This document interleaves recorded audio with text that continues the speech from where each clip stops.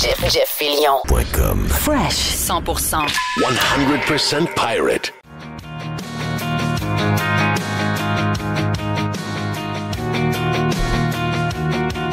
OK, on est installé tranquillement, pas vite. C'est vendredi. Vous savez que le vendredi, on a beaucoup de choses de fait déjà. Donc, alors, on se parle. Beaucoup de nos membres ont un paquet de choses. Entre autres, tout ce qu'on a réalisé avec Carlos the Punisher pour le Freestyle Friday. Petit lunch sympathique hier avec mon chum Carlos, Madame the Punisher également, ma blonde. Sur une petite terrasse sympathique. Donc, un petit peu de neige ce week-end pour le Québec. Et je sais qu'on a beaucoup de monde un peu partout. Et je regardais les prévisions de Carlos Ramirez. Il semblerait qu'on aura encore un peu plein de choses finalement pour le mois de mars, comme le mois de mars est habituellement. Donc, probablement une couple de vagues de froid. Entre autres, je voyais quelque chose dans l'ouest qui se dessine probablement dans un proche futur. Donc, keep going. Veut pas, les journées rallongent. On rallonge les journées d'ailleurs. On rallonge pas les journées, mais on va avoir la fenêtre d'éclairage déplacée de 1 heure à partir du 9 de mars. Donc, on est dans notre dernier droit dans la noirceur. Je sais que la gauche voudrait qu'on garde l'heure normale de l'Est à la longueur d'année. Mais êtes-vous surpris de savoir que la droite veut avoir l'heure avancée de l'Est toute l'année parce qu'ils savent que c'est le meilleur moment de l'année où on a l'heure avancée. C'est là où on est les plus festifs. C'est là où on enjoy le plus les journées parce que les journées semblent plus longues. L'éclairage est comme déplacé vers le soir. Ça nous permet d'avoir des soupers en famille dehors. Ça nous permet de faire des petits parties. Ça permet un paquet d'affaires. Donc, pas très surpris en fait de savoir que la gauche veut les ténèbres, la noirceur, et la droite veut le plaisir et la lumière. Donc, ça s'en vient pour vous autres dans à peu près une dizaine de jours. Mon nom est Jeff Fillion. On est installé pour vous jaser de quelques petites affaires. Vous savez que le vendredi, j'aime vous faire un genre de unplug un mélange de toutes sortes de choses qui traînent. Le vendredi, c'est toujours on a eu une semaine, encore une fois, très colorée. Bon, ça s'est terminé parce que là, on est comme ça, hein. On est comme décroché tranquillement d'un sujet, on saute sur un autre. Entre autres, hier, on a eu la confirmation que les tarifs de Donald Trump sur les premières choses qu'il a annoncées allaient être appliquées à partir en fin de semaine, là. Donc 3 ou 4, donc lundi, je pense. Je crois que c'est le 4 mars, donc début de semaine, c'est le début des... Donc, il est venu à la conclusion que le Canada n'en fait pas assez et qu'on laisse rentrer trop de fentanyl à la frontière, donc on n'en intercepte pas assez à son goût. Donc, on joue avec les histoires de tarifs. Malheureusement, ce n'était pas des tarifs qui allaient vous faire très mal, c'est des tarifs qui allaient probablement faire plus de mal aux Américains qu'à vous. Mais les politiciens qu'on a, qui sont, on va se le dire, des hosties d'épais, ces gens-là ont décidé de répliquer aux tarifs de Trump avec nos propres tarifs. Donc, ça, c'est vous qui allez les payer. Donc, ce que vous allez devoir magasiner autrement, vous allez devoir peut-être vous passer de quelques légumes ou de quelques fruits parce que tout est négocié via les États-Unis souvent, même si des fois les produits arrivent d'un autre pays. Le distributeur est souvent américain. Donc, si vous avez à vous battre à l'épicerie avec certains produits parce que les produits sont trop chers, ben dites-vous que c'est gracieuseté de Justin Trudeau, qui est encore là, les amis. Il est encore là, Justin, encore là pour faire beaucoup de merde. Donc, l'augmentation du coût de la vie des prochains jours et des prochaines semaines risque d'être perceptible à vos yeux, mais rappelez-vous une chose, ces augmentations-là viennent de nous. Et on fait un petit peu de jasage aujourd'hui. On a vu, et je sais que le Food Professor en a parlé sur X, mais on a pu voir des choses spéciales hier parce qu'on a vu le premier ministre de l'Angleterre, qui est un socialiste un peu sauté, un peu saucé, qui était à la Maison-Blanche hier. Il était même allé dire devant J.D. Vance et Trump que l'Angleterre était un grand pays qui supportait la liberté d'expression, alors qu'à peu près 2500 personnes par année sont abordées par la police pour avoir dit des choses que le gouvernement n'aime pas sur Facebook ou sur X. Donc, c'est une drôle de liberté d'expression, mais un des sujets qui a été amené dans cette discussion-là, et c'est pas Trump qui l'a amené, c'est le premier ministre de l'Angleterre lui-même, alors qu'on est un pays allié, membre du Commonwealth. On a la même, je partais pour dire la reine, mais on a le même roi. il est allé dire que le libre-échange, ça avançait avec les États-Unis qui sont en train de négocier un deal avec Trump, avec l'organisation Trump, pour que l'Angleterre et les États-Unis aient un deal de libre-échange. Et il a été questionné sur le libre-échange avec le Canada également, pendant cette conférence-là. Et il nous a fait savoir que c'était pas mal fini. Il n'y a pas de libre-échange. Rappelez-vous qu'on a eu une négociation avec un autre... Bon, donc, on est en guerre avec un autre pays, finalement, avec un allié proche également, parce qu'on on fait partie du même regroupement lié au roi d'Angleterre. Eh bien, même avec eux, on ne s'est pas entendu sur des échanges entre... Parce qu'on vous a parlé de ça là, dans les dernières semaines. On va larguer les Américains pour avoir finalement une belle entente avec nos pays alliés européens. Même que cette semaine, la très bizarre candidate à la chefferie du Parti libéral, Mme Freeland, nous a dit qu'elle voulait s'allier avec la Grande-Bretagne pour faire une force, parce que la Grande-Bretagne a l'arme nucléaire, donc elle voudrait s'allier à la Grande-Bretagne pour faire face aux Américains. Mais pendant ce temps-là, la Grande-Bretagne est en train de négocier un deal avec Trump et les États-Unis pour du libre-échange. Et nous-mêmes, on n'est pas capable de se négocier un deal de libre-échange avec nos amis de l'Angleterre. Donc, la Grande-Bretagne n'est pas capable de s'entendre avec nous. Et la raison pourquoi ils ont arrêté la négociation, et c'est un peu ce qui a été sous-entendu hier, c'est que les ponts ont été coupés. Et quelle est la raison pourquoi les ponts ont été coupés? C'est qu'on est des méga tarifeux. C'est ça la raison. Donc, on est tellement tarifeux qu'eux autres, ils ont dit, ben nous autres, si vous tenez à vos tarifs, et quels sont les tarifs qui les chicotent le plus pour l'Angleterre et qui ont quitté la négociation en disant, il n'y aura pas de deal possible? C'est la gestion de l'offre. Donc, ça nous revient souvent dans on a beau être fâché, on a beau avoir une tonne de boomers en crise parce qu'ils écoutent la télévision à longueur de journée. La réalité, c'est que ça se passe pas mal dans notre cours. Donc, toute la saga alentour de ça semble apaisée. C'est bizarre, c'est là où ça va coûter plus cher. Et ça, c'est, je dirais, self-infligé. Donc, infligé par nous-mêmes, par nos propres politiciens. Là-dessus, il n'y a pas personne de fâché.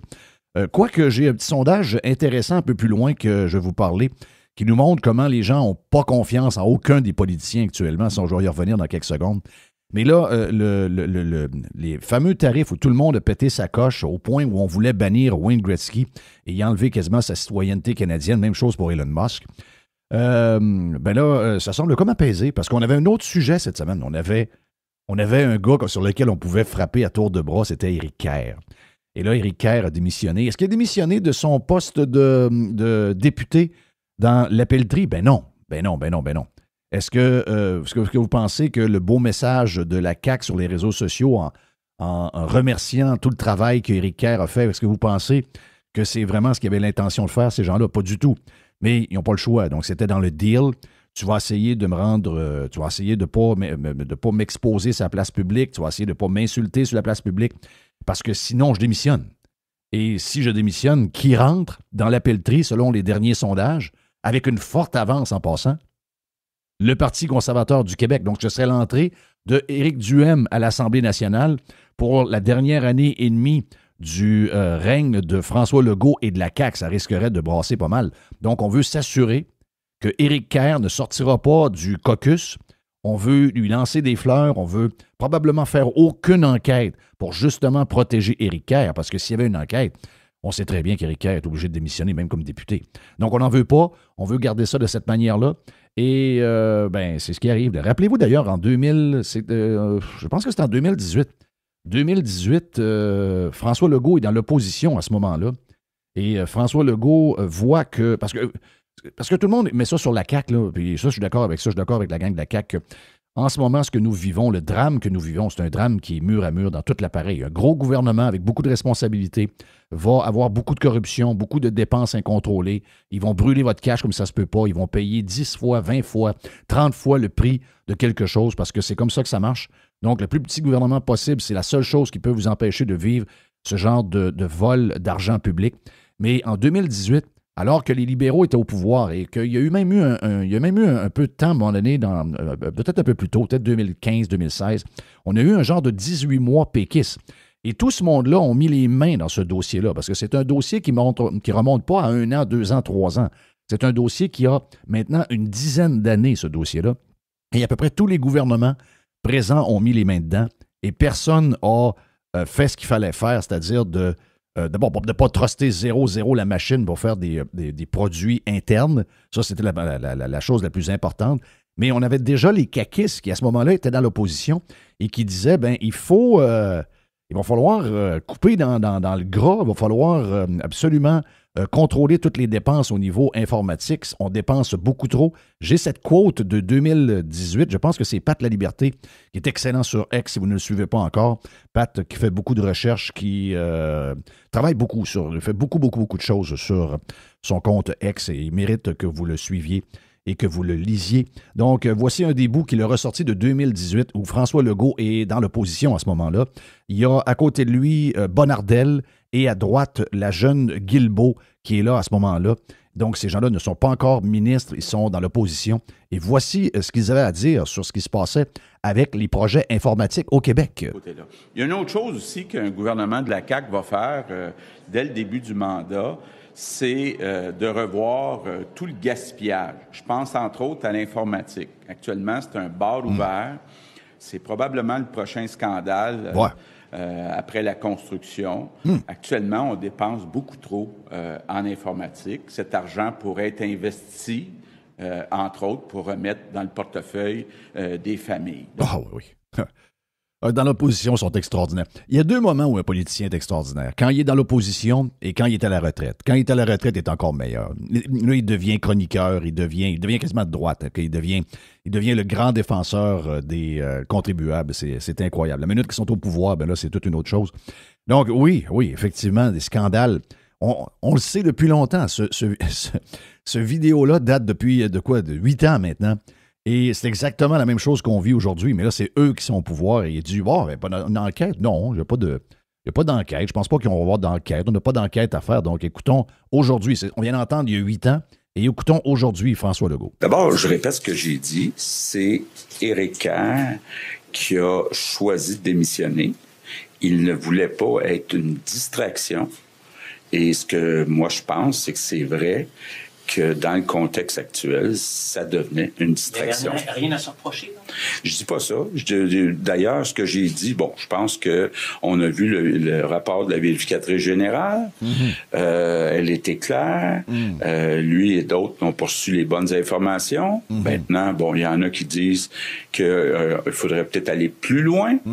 Il va y avoir des plaidoiries bientôt pour savoir si la CAP, la Commission d'administration publique, avec l'ensemble des députés sur la CAP, pourrait se pencher sur le dossier. On est ouvert. Moi, je vais aller au fond des choses. J'ai absolument rien à cacher. Quand vous étiez à l'opposition, là, vous avez réclamé des enquêtes publiques. Pourquoi cette fois-ci, c'est non pour une enquête publique?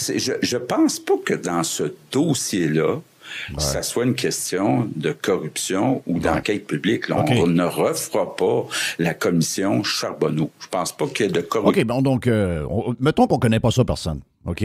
Parce qu'on se fait dire ça régulièrement. C'est un des fields qui est...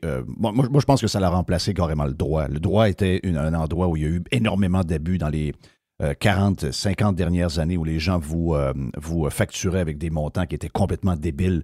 Alors que souvent, on faisait juste un copier-coller d'une chose qu'on avait déjà fait avant et on vous chargeait des milliers de dollars pour des choses. Carrément de la fraude. Il y a des films qui ont été faits là-dessus. Les nouveaux dans tous les projets publics, c'est le cas. Là. Construction, c'est la même chose également. Ça, on ne peut pas reculer là-dessus. Mais je pense que la nouvelle manière de frauder un peu tout le monde, et ça inclut les entreprises, mais surtout le secteur public, c'est l'informatique. Okay? Et c'est pas pour rien que le système d'éducation est en train de développer de plus en plus de gens qu'on appelle des gens qui callent la bullshit, donc des gens qui ont un mélange d'administration, de vision de code, de structure, d'architecture, de voir si le projet est bien monté, parce que il y a énormément de demandes sur le marché, pas juste seulement de Silicon Valley, mais également de tous ceux, de toutes les compagnies, les banques, les ci, les ça, qui savent pas nécessairement si la facture qui arrive de, mettons, CGI et le montant juste qu'on devrait payer pour le support ou le développement ou de maintenir leur infrastructure informatique. Il y a énormément. Puis quand on essaie de se mettre le nez là-dedans, immédiatement, on se fait dire par les gens qui sont dedans qu'on est des innocents et des incompétents. Mais je veux dire, une chose est sûre, il y a énormément de crosse. Donc, commencez par l'expliquer, là, puis vous allez voir qu'on n'est pas si cave que ça. Donc, si vous ne voulez pas avoir si vous voulez pas avoir d'enquête publique, bien, monsieur le premier ministre du Québec peut nous raconter s'il n'y a pas eu de corruption, s'il n'y a pas eu de... expliquez-nous en détail comment on a pu monter à 1 milliard 100 millions pour un projet assez banal. Comment ça a pu arriver? Expliquez-nous. Vous pouvez nous l'expliquer. On n'est pas si épais que ça. C'est peut-être pas notre domaine, mais on est capable de comprendre comment un projet est fait de manière générale. Qu'est-ce qui est arrivé? Moi, juste l'exemple qu'on donne depuis une semaine ici sur Radio Pirate, c'est qu'on nous a appris, avec toute l'histoire de NVIDIA, qu'une infrastructure pour monter un chat GPT de ce monde ou un concurrent de chat GPT, tout dépendamment de qui le fait, ça peut coûter entre 60 millions US et 100 millions US. Et que la gang de Chinois l'aurait fait pour 6 millions. C'est sûr qu'on a appris récemment là, dans différentes affaires qui couraient dans Bloomberg et des choses comme ça. Et c'était relaté par des experts que je ne suis pas, OK? Mais on a quand même bâti des choses incroyables. Donc, on est en train de bâtir ChatGPT qui risque de révolutionner le monde dans lequel on est dans les prochaines années. Et ça a coûté entre 60 et 100 millions US. Et là, vous me dites qu'un petit site pour s'inscrire et pour gérer des permis peut coûter 1 milliard 100 millions. Sérieusement, il y a une crosse quelque part. Et j'inviterais le monde également du milieu, incluant les gens qui sont dans le public ou qui sont des third parties, qui travaillent comme consultants ou qui travaillent pour des firmes qui sont payés à l'heure par le gouvernement pour être là, donc qui ne sont pas nécessairement des employés à temps plein, qui travaillent pour une firme et que leur ressource est utilisée par le gouvernement et payée à l'heure. Vous avez à un moment donné à faire aussi votre mea culpa. Et si vous ne le faites pas, au moins, essayez de nous expliquer qu'est-ce qui peut arriver. Une chose est sûre, on sait très bien qu'on a probablement payé le double, c'est pas le triple, c'est pas le quadruple, et c'est peut-être même 10 fois le prix qu'on aurait dû payer pour ce genre de patente-là, et c'est un vol aux contribuables. Et le message que j'envoie aux gens de l'industrie, vous êtes des contribuables. OK? Vous faites fourrer vous autres mêmes. Vous êtes en train de vous fourrer vous autres mêmes. Donc, vous avez à sortir, et on a, nous autres, à placer du monde. Bien, d'abord, premièrement, petit gouvernement le plus possible. Le plus possible. Pourquoi on essaie d'inventer à peu près toutes les solutions qu'on a besoin? Pourquoi on essaie? Et là, on est en train de le faire en passant. On est en train de le faire dans le prochain step. Écoutez bien ça, là, avec l'anti-américanisme et, je vous dirais, toute l'histoire de Trump et de ce qui est arrivé avec Amazon. Là, on a comme une entreprise québécoise qui est Infologique et on veut aller avec eux autres pour mettre tout le data québécois là-dedans. On veut sortir de ce qu'on a avec Microsoft, ce qu'on a avec Amazon, parce qu'on a bien peur que ces données-là, très fragiles à leurs yeux, soient utilisées par un pays voyou, un pays qui est un pays ennemi maintenant, parce que ces entreprises-là sont américaines. Donc là, on va se tourner, un peu comme on le fait avec le panier bleu et tout, on veut se tourner vers une version québécoise du cloud. Et je veux juste vous dire une affaire, c'est que le cloud, c'est très complexe. C'est pas juste un contenant pour mettre du data, c'est énormément de solutions. Et ces solutions-là, en tout respect pour Stéphane de Infologique, je ne pense pas qu'il les a. Et si jamais il veut le faire, bien, il va falloir qu'il développe toutes les solutions qu'ils ont besoin pour avoir la version locale de ce qu'ils ont présentement. Et je peux vous dire une affaire, si vous trouvez qu'un milliard 100 millions, c'est gros pour un petit site de la SAC, watch out pour les milliards qui vont être dépensés dans tout ce qui s'en vient. Donc, la solution est simple, c'est petit gouvernement, le plus petit possible, d'acheter des solutions un peu partout, d'essayer de voir des choses qui fonctionnent. Il y a plein de monde qui font ces choses-là. Pourquoi on les répète? Pourquoi tout le monde le font parallèlement? Pourquoi les gens ne le font pas ensemble et qu'on ne divise pas les coûts ensemble? Au pire, ce soit juste les 10 provinces canadiennes. Pourquoi on n'a pas un produit qui est pan-canadien, qui peut être servi par les provinces après ça, avec chacun de leurs petites demandes, leur petite update qu'ils ont besoin pour avoir leur version à eux. Mais vous savez comment ça fonctionne, surtout le Québec. L'histoire de la langue, les patentes, les ci, les ça, donc beaucoup de choses. Mais tant et aussi longtemps qu'on aura un gros gouvernement avec autant de milliards dedans, tant et aussi longtemps que les Québécois, d'ailleurs, j'ai vu que les Québécois demandaient ce matin dans un sondage d'être pour renflouer les coffres de l'État. 50%. Un Québécois sur deux. Probablement le nombre de gens qui ne paient pas d'impôts beaucoup, c'est un Québécois sur deux qui veut que le gouvernement impose plus d'impôts aux contribuables. Donc, le 50%, on sait c'est qui ne veut pas, là. C'est ceux qui ont des jobs, qui ont des salaires ou qui sont très, très, très imposés déjà. Donc, le 50%, ça vous donne un peu une idée. C'est à peu près ça, 45-50% des gens qui paient soit zéro impôt ou encore très peu d'impôts. Donc, ces gens-là, dans un sondage, veulent que les impôts soient augmentés. Mais le seul le seul moyen, au-delà de ce que l'humain peut être, ce que l'homme peut être, c'est-à-dire que dans le fond de lui, il n'a pas du gain, la crosse, la corruption et tout ça, c'est l'homme, ça. Bien, la seule chose qui peut empêcher ça, c'est le moins d'argent possible dans les poches du gouvernement. Et ce qu'on a donné au gouvernement depuis à peu près une dizaine d'années, en passant de tout près de 100 milliards et jumper le tout à 160 milliards, avec de plus en plus d'argent pris un peu partout, eh bien là, le party est ouvert. Là, le bar est ouvert complètement. Et tant et aussi longtemps qu'on ne fera pas un Doge, donc on n'aura pas ce genre de thinking-là d'avoir carrément, puis je ne dis pas que le Doge américain est parfait, je sais qu'il y en a qui questionnent là-dessus, probablement qu'il y a des choses à faire autrement, mais le fait de vouloir le faire, le fait de commencer quelque chose, par après, on le fera un peu mieux s'il faut, mais le fait que c'est commencé, c'est déjà une bonne chose. Et juste de ne pas entendre ce genre de discours-là de la part des élus, même de Éric Duhem d'une certaine manière, et même de Poilievre aussi, de ne pas avoir un genre de doge qui va scruter toutes les dépenses. On devrait avoir des WizKids qui sont quelque part en train de fouiller tout et de nous faire un rapport régulièrement sur toutes les dépenses folles qu'on est en train de faire. Tant qu'on ne le fera pas, on va se faire fourrer, les amis. C'est sûr. Donc, sondage, c'est ça que je vous disais, le sondage qu'on a vu ce matin, c'est 50 %. Il y a d'autres chiffres là-dedans, juste m'assurer que j'ai les bons chiffres pour vous. Effectivement, c'est 50 % des gens qui veulent plus d'impôts. C'est à peu près le pourcentage de gens qui n'en paient pas. Il y a quand même 66 % des gens qui veulent un Doge. Okay? C'est ce que je comprends de ce sondage-là dans la presse de ce matin. Appui aux mesures pour réduire le déficit du Québec, c'est le titre du sondage du journal La Presse. Ça n'a pas dû plaire beaucoup aux gens qui y travaillent d'ailleurs. Donc, 66 % des gens le veulent. Donc, réduire les dépenses de l'État, c'est le seul moyen de contrôler ce qui se passe en ce moment. Tant que c'est open bar, il est impossible. Il y aura toujours ce genre d'histoire-là. Ce qu'on voit là, c'est pas probablement la pointe de l'iceberg. C'est comme ça dans tous les projets publics, incluant les édifices, incluant les routes, les ponts, etc. Ensuite, on a réduire la réglementation gouvernementale dans l'espoir de stimuler l'économie et de générer plus de revenus pour l'État. 54 % des gens sont pour, donc ça, c'est excellent, c'est très bon. Ça, les Québécois me font honneur dans ce temps-là. Réduire les impôts dans l'espoir de stimuler l'économie et générer plus de revenus pour l'État. 53 % des gens sont pour, OK?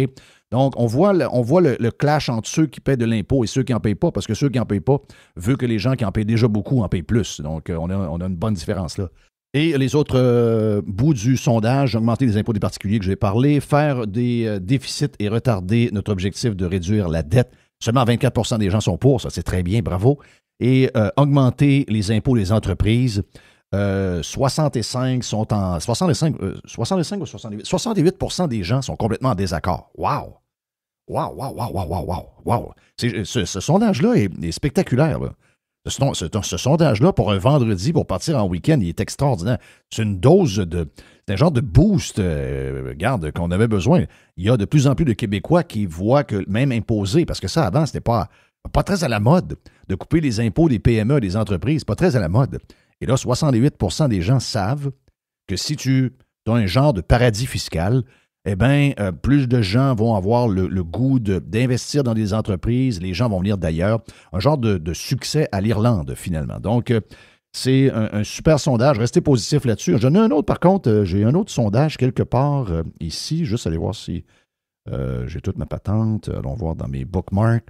L'autre sondage que j'ai vu, bon, il y a un sondage politique qui a été fait par Abacus qui nous montre que les libéraux ne sont pas là pantoute et que le Parti conservateur serait très en avance. Donc ça, c'est une très, très, très bonne nouvelle parce que là, les gens découvrent probablement qui est Mark Carney. Mark Carney qui, n'oubliez pas, là, si on avait déjà passé ça il y a peut-être un an et demi, Mark Carney qui avait été interrogé pendant la COVID par Poilievre.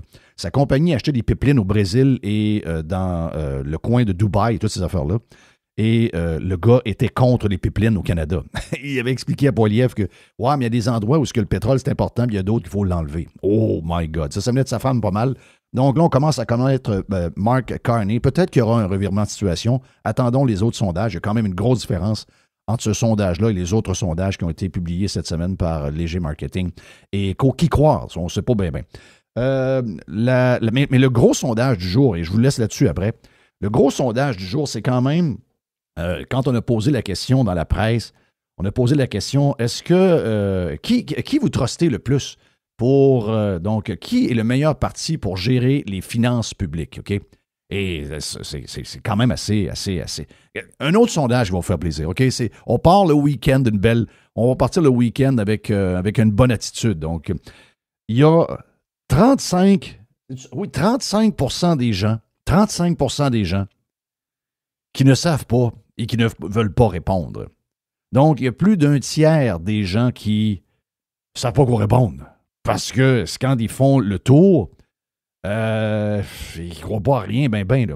Parce que le meilleur, celui qui... Et ça, j'espère que ça le fasse, là, le meilleur, semble-t-il, pour les Québécois, pour gérer les finances publiques, les meilleurs, d'après les Québécois, ce seraient les péquistes. Je vais vous dire, vous avouez tout de suite là, que ça n'arrivera pas. Là. OK? Les péquistes ne feront pas la job, ben. Donc, 21% seulement. Donc, le meilleur est à 1 sur 5. On a un problème, là. On a un gros problème. Là.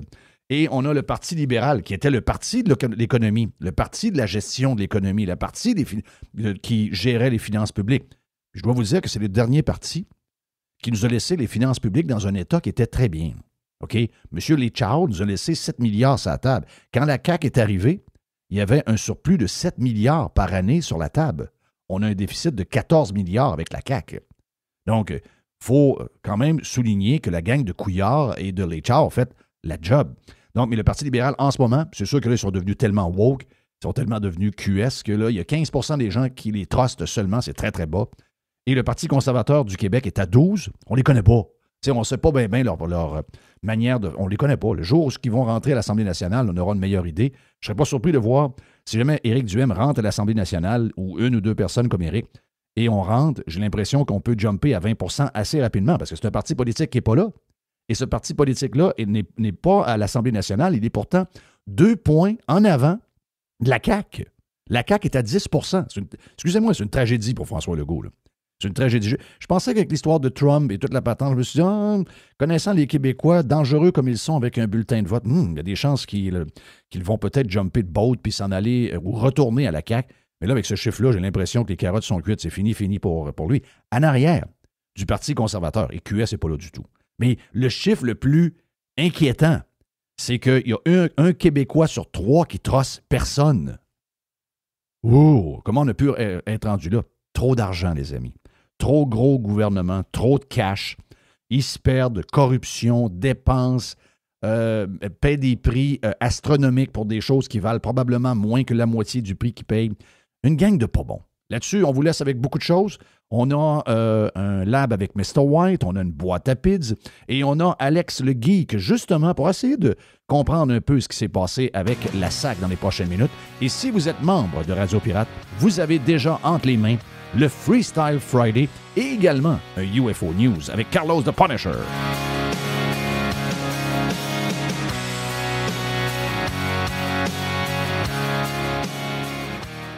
I love it. Radiopirate.com. Radio Pirate.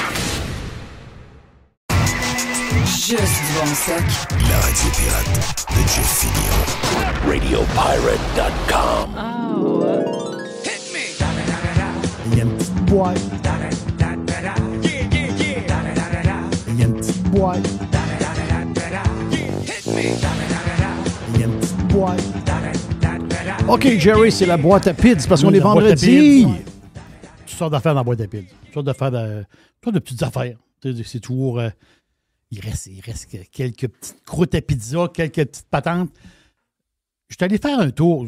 Moi, je suis allé voir il y a... je ne me rappelle pas, ça fait au moins 5 ans, Katy Perry était venue au centre Vidéotron.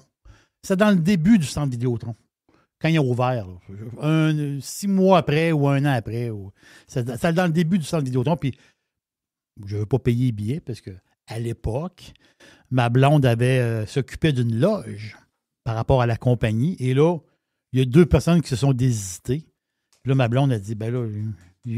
à soir, il n'y a personne. Veux-tu venir? Je vais y aller. Je vais voir Katy Perry. Super chaud. C'est incroyable. Là. Ça, je pense que c'est l'année des... c'est l'année des requins, là, au Super Bowl. Je pense que c'est cette année-là, en tout cas. Gros show de Katy Perry. Accroché au plafond, telle affaire. Moi, je ne suis pas un fan de Katy Perry, mais le show, il faut dire que c'était quelque chose. Et là, elle revient, Katy. Je ne sais pas si elle est revenue entre les deux, mais elle revient. Elle va être à Montréal le 30 juillet, puis elle va être le 1er août à Québec. Puis là, je vois ça passer. Je dis, je vais aller voir les prix des billets. Juste pas parce que je veux y aller. Mais je me disais, peut-être, je peux faire un petit cadeau des fois. Puis j'ai des nièces. J'ai des nièces, des fois, ça peut faire un petit cadeau. Je vais voir les billets dans le pit, 230. Ouais. À Québec, ici. Et les billets sur le côté. Donc, des billets qui ont des bons billets, là, sur le côté. Là. Tu veux dire, t'es pas sur le parterre, mais t'es sur le côté. 425. C'est cher. Je vais te dire, là, c'est assez cher. Là, tu vas dire, oui, mais tu vas voir Lou Combs, puis tu as payé tel prix. Je comprends, là. Mais ça veut dire. Tu sais, moi, j'ai des billets pour aller voir Kane Brown. Kane Brown, c'est le 3 avril à Québec. Mais les billets en haut, dans le pit, sont à 55. Puis les bons billets sont à 95.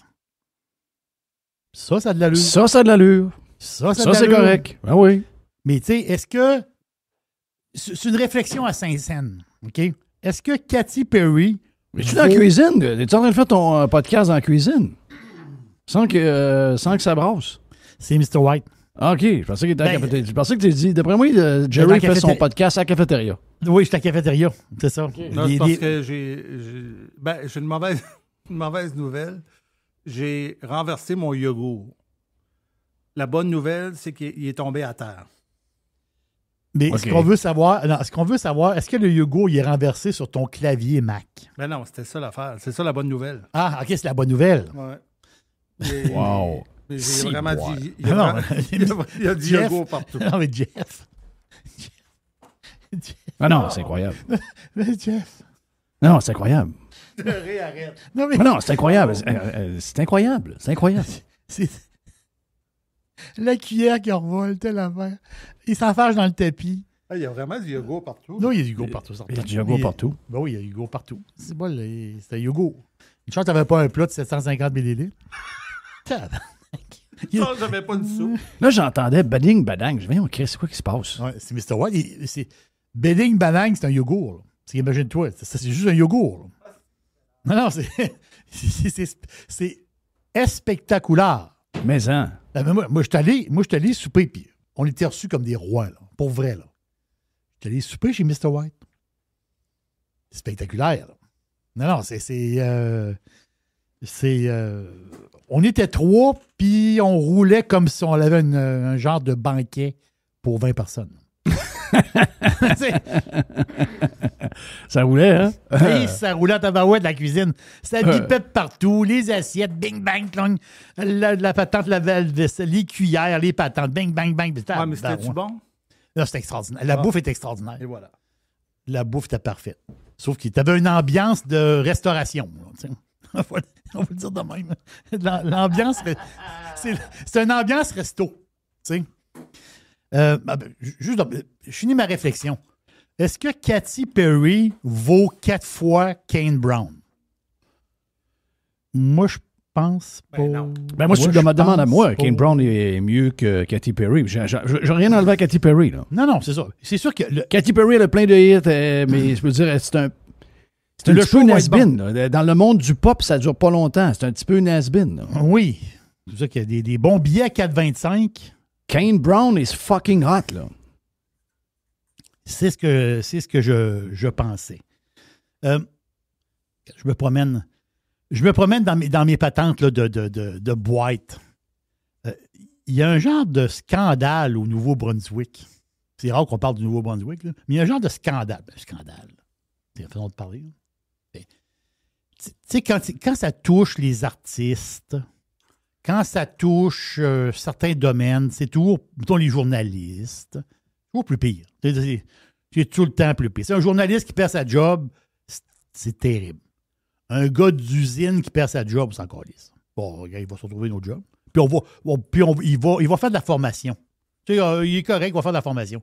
Là, tu dis, ouais, mais le journaliste qui perd sa job, il peut changer de job, il va aller faire de la formation. Non. Lui, il veut... lui, est dans le domaine du journalisme. C'est-à-dire, il ne peut pas changer de travail, lui. Il peut pas. Non. C'est le même. Mais le scandale est... C'est peut-être pas le bon mot, scandale. Là. c'est qu'il y a une radio au Nouveau-Brunswick qui a diffusé une chanson entièrement faite par les AI. T'as peu. Donc, il y a une chanteuse, parce que l'histoire, c'est un gars, OK? Un gars. Le gars, il a une genre de petite business, puis il fait des affaires avec l'intelligence artificielle. Petite entreprise. Et le gars, il a créé une chanteuse fictive. Il a créé... La chanteuse, elle s'appelle Océane. C'est une chanteuse. Quand tu la vois, tu penses qu'elle est vraie. Là. On la voit, les images AI. Là. Mais la chanteuse, elle n'existe pas. Elle est inventée. Et la chanson, parce qu'elle s'appelle Océane Chamberlain. Mais elle n'existe pas, la fille. Là. Mais Océane Chamberlain, elle a un hit. Puis le monde trouve la toune très, très bonne. Puis là, le poste de radio passe la toune. Comme si c'était une chanteuse, là, une nouvelle chanteuse. Mais là, ils ont dit, « Hey, t'as un peu, c'est de l'AI, ça. » Puis il paraît ça, c'est épouvantable.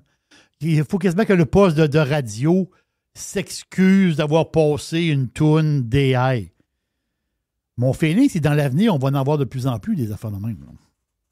Ça veut dire, il va y avoir... C'est clair, il va en avoir de plus en plus. Ben oui, il va en avoir. C'est sûr qu'il va en avoir.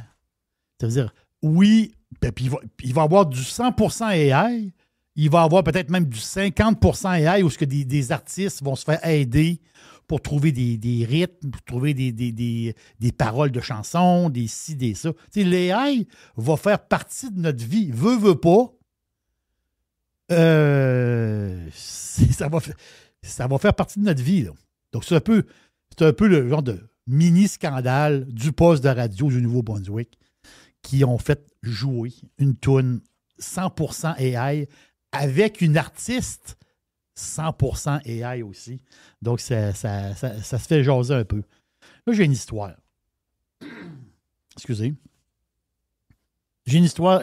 Faut que j'en passe. J'ai pas le choix. Faut que je passe l'histoire. Je sais. C'est le vendredi. Puis le vendredi, j'aime ça, on va mettre des petites affaires le fun. Mais ça, c'est pas le fun. Ça c'est zéro. Zéro le fun. C'est quoi? Regarde. Le plus loin que je suis allé sur la Côte-Nord, c'est Bécomo. Dans ma vie, OK? Je suis jamais allé plus loin que Bécomo, c'est la Côte-Nord. Je suis allé voir sur une genre d'application, je suis allé voir, puis je dis, c'est quoi la distance entre Québec et Sept-Îles? Hey boy. C'est loin, Cliff. Moi, je l'ai fait, oui. Oh, j'ai fait souvent. Moi. Vous l'avez fait, oui? Je l'ai fait souvent parce que j'ai un de mes frères qui a vécu là longtemps.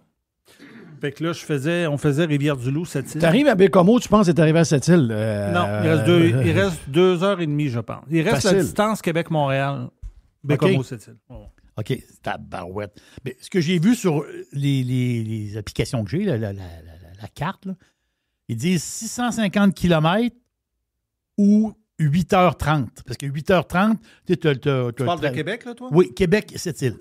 Oui, oui. 650 km, ça prend 8h30 faire la raid. Normal.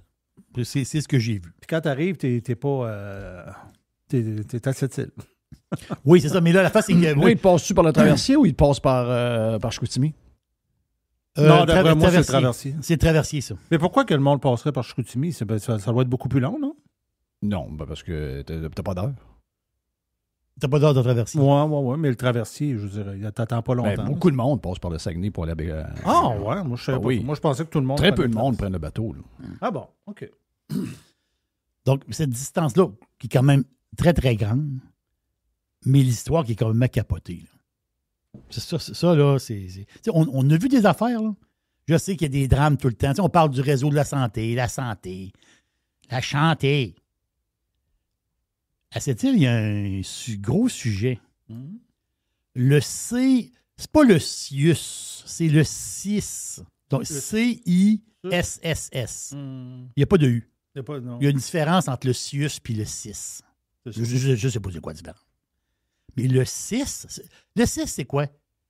C'est une tour de fonctionnaires qui décident des affaires pour les hôpitaux. On m'a entendu? C'est comme le système de santé en haut là, qui décide des fonctionnaires. Il y a quelques jours, le 6, ont pris une décision. Ils ont dit, on va mettre Puis là, il y avait comme un genre de petit roche. Il y a 40 filles à cette île, puis dans la région, qui sont enceintes. Mais enceintes sur le bord d'accoucher, là. Vous voyez un peu, Bâton? Pas enceinte, là, il te reste 3 semaines. Non. Enceinte, il te reste pas beaucoup de temps, là, sur le bord. L'affaire, c'est qu'ils ont décidé, les fonctionnaires, d'embarquer 40 filles dans le bus, puis de les envoyer à Québec à coucher. Pensez à ça 2 secondes.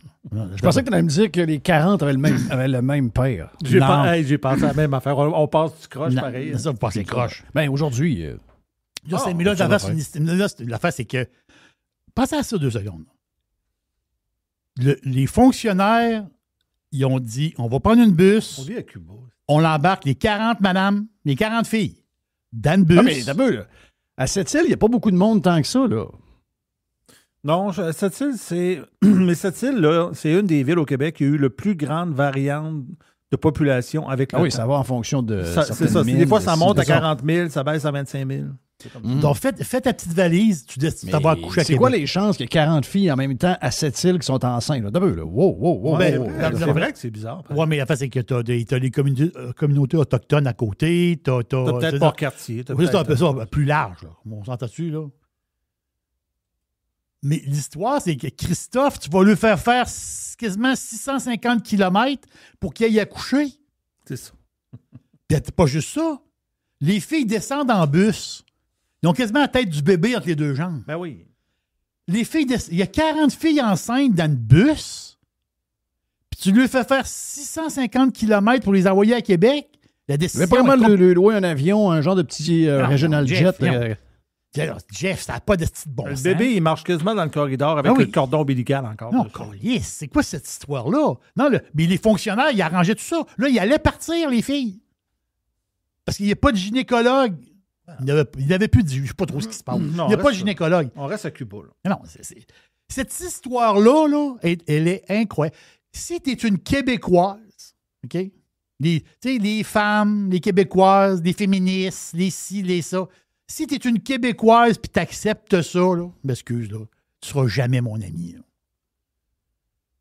Hey, une fille qui est sur le bord d'accoucher. On s'entend-tu qu'elle a... Une fille, on le sait, une fille qui est sur le bord d'accoucher, il reste 1 semaine, 2 semaines, même 3 semaines. Et ceux qui vivent, là, dans le sens que tu dis, tu sais jamais quand ça va arriver. Tu veut dire, hey, dans ces derniers temps, by the way, ça commence à tirer dans le bedon pas mal. Là. C'est-à-dire, ça commence à brosser. Là, tu es sur le stress un peu. Bon, on s'en calisse. Fais ta valise, puis on va te chipper à Québec. Là, l'affaire, c'est qu'à l'hôpital, ils ont dit, wow, les fonctionnaires. Ils ont dit, wow, arrêtez, là, vous êtes fous? Êtes-vous malade? Là, ils ont fouillé, ils ont réussi à trouver un gars. Ils ont trouvé un gynécologue. Ils ont fait venir un gynécologue à cette île. Puis il y a les filles qui avaient un pied dans l'autobus. À la dernière minute, ils n'ont pas fait l'arrêt. Ils ont resté à cette île pour... ils ont trouvé un gynécologue, en fin de compte. Puis là, je me disais, my God, où est-ce qu'on est rendu? Non, c'est rendu au bout de la corde, pas à peu près, là. Non, on est rendu, là... C'est complètement sauté, là. J'en reviens pas encore. J'en reviens pas. J'ai une autre patente. Moi, mais avoue que avec tout ce qui se passe,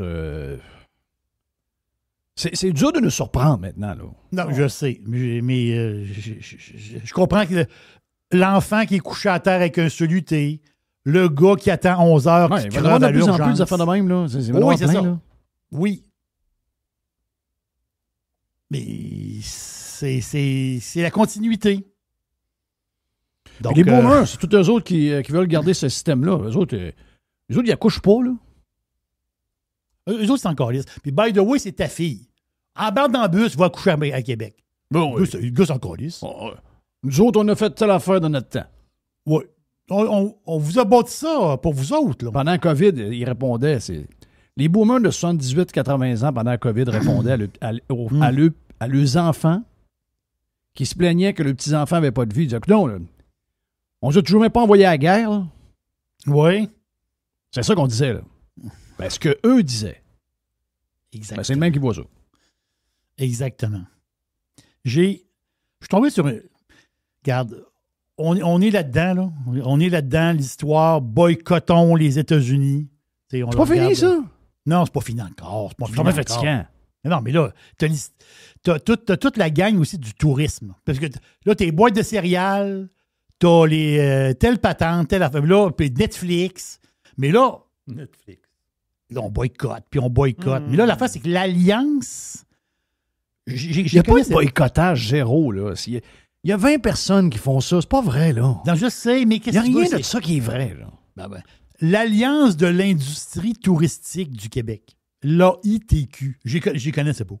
Donc, je dis, c'est quoi cette alliance-là? J'ai jamais entendu parler de ça, moi, c'ti. L'Alliance de l'industrie touristique du Québec. En réalité, c'est comme une association des 50 associations régionales de tourisme. Une association des 50 associations. On aime ça, la bureaucratie. Oui, c'est ça. Mais au Québec, il y a 50 associations régionales.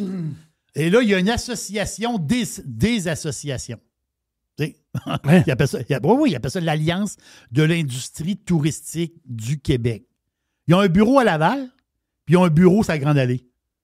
Au pire, quand tu as un bureau sur la Grande Allée, c'est toujours plus chic un peu, là. C'est plus chic que sa Grande Allée que tu dis j'ai un bureau dans le Bourgneuf. Tu vas dire, c'est plus chic que dans la Grande Allée. C'est plus fun, en réalité. Il doit y avoir des très, très beaux bureaux.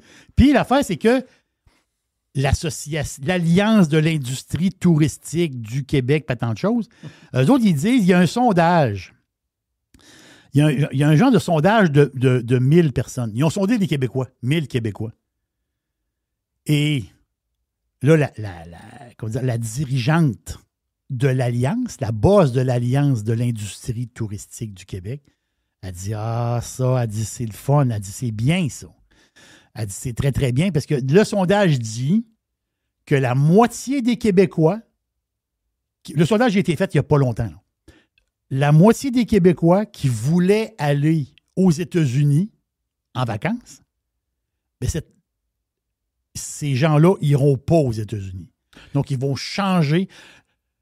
Tu prends les Québécois, il y avait dans la tête d'aller en vacances aux États-Unis. Il arrive la patente de Trump.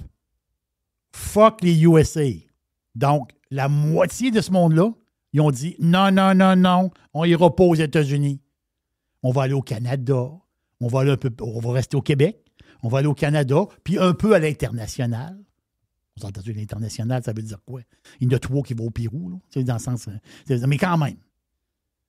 Mais là, la PDG, la dirigeante, Geneviève Quentin, fille sympathique, une jeune femme dans la quarantaine.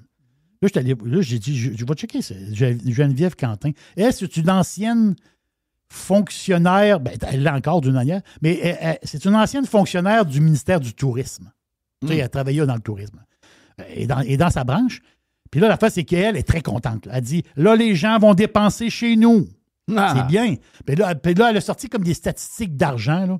Mais si les Américains faisaient ça au Québec, qu'est-ce qui arrive à son affaire à elle? Non, mais là, elle rajoute une chose. Elle dit, c'est le fun, les Québécois vont dépenser chez nous. Mais, elle met comme un petit guillemet, elle dit, mais aussi, il faut être gentil avec les Américains qui vont venir en vacances. Ah! Ben oui, là, c'est fuck les Américains. Oui, mais c'est ça partout, là.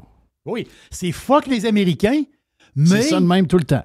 Soyez gentils avec ceux qui vont Moi, venir. je veux boycotter les Américains, mais les Américains n'ont pas d'affaire à me boycotter. Moi, je veux tarifer les Américains, mais les Américains n'ont pas d'affaire à me tarifer moi. C'est tout le temps one way. Les losers, c'est le même. Oui. Les losers, c'est le même. C'est toujours one way, un loser. Mais l'affaire, c'est que Geneviève Quentin, elle... Tu sais, moi, je suis un petit peu fouineux des fois. Là, je dis, je vais aller voir son Instagram. Son Instagram est privé.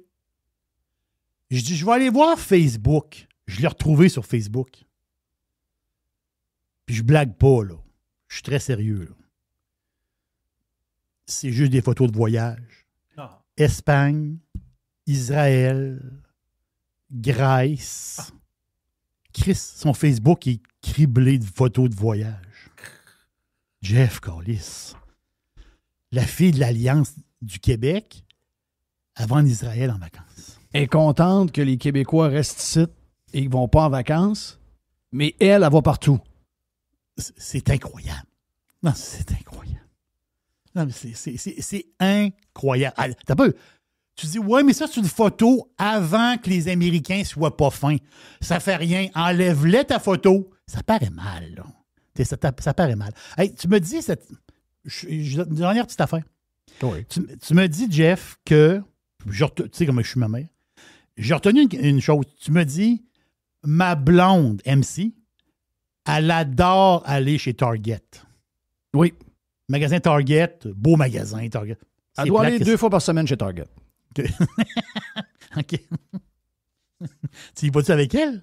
Je suis allé une fois cette semaine, si je ne suis pas allé depuis... Moi, je ne suis pas un magasineux ben. Là. Non, je me suis adonné dans le champ et dire j'ai besoin de quelque chose chez Target. On passe en avant. Je dis, bon, on va y aller. Bon, exactement. Puis tu sais, des beaux magasins, des affaires. Là, Target, c'est un gros... comment dire? C'est un gros deal que Target vient de faire avec une compagnie qui est immense, le nom ne dit rien à personne. C'est d'autres qu'on a glissé un petit mot vite en début de semaine de ça. Authentic Brands. Authentic Brands, là, eux autres, ils ont... quand Adidas a vendu Reebok, c'est eux autres qui ont acheté Reebok. Eux autres, ils ont Nautica, ils ont Beckham, Aéropostal, Volcom. Reebok, tu l'as dit. Ce que je te disais, Greg Norman, c'est eux autres. Greg Norman, c'est eux autres. Dans Costco, puis dans Sam's Club, les chandails de golf, Greg Norman, puis les shorts, il y en a à tonnes. Voilà, exactement ça. Et le deal, c'est ça que je voulais te dire, parce que c'est drôle, parce qu'on en a parlé, mais la nouvelle est sortie par après. C'est drôle, c'est drôle que moi, je boursicote, puis je taponne. Puis là, la fait, c'est que c'est un gros deal. Le brand Champion va être chez Target.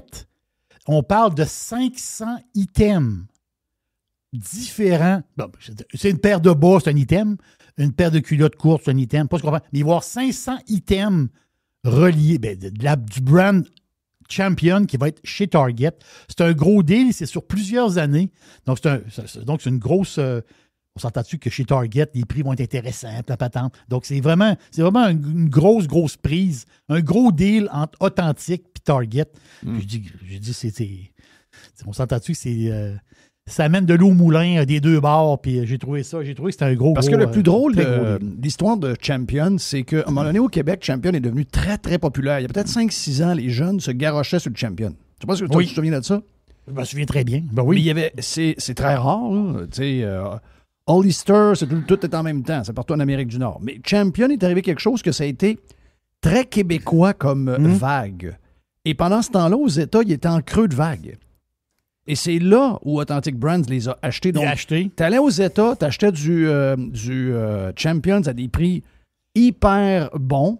T'arrivais au Québec, tu voyais un genre de coton ouaté à 75$. Tu sais, c'était complètement crazy, là.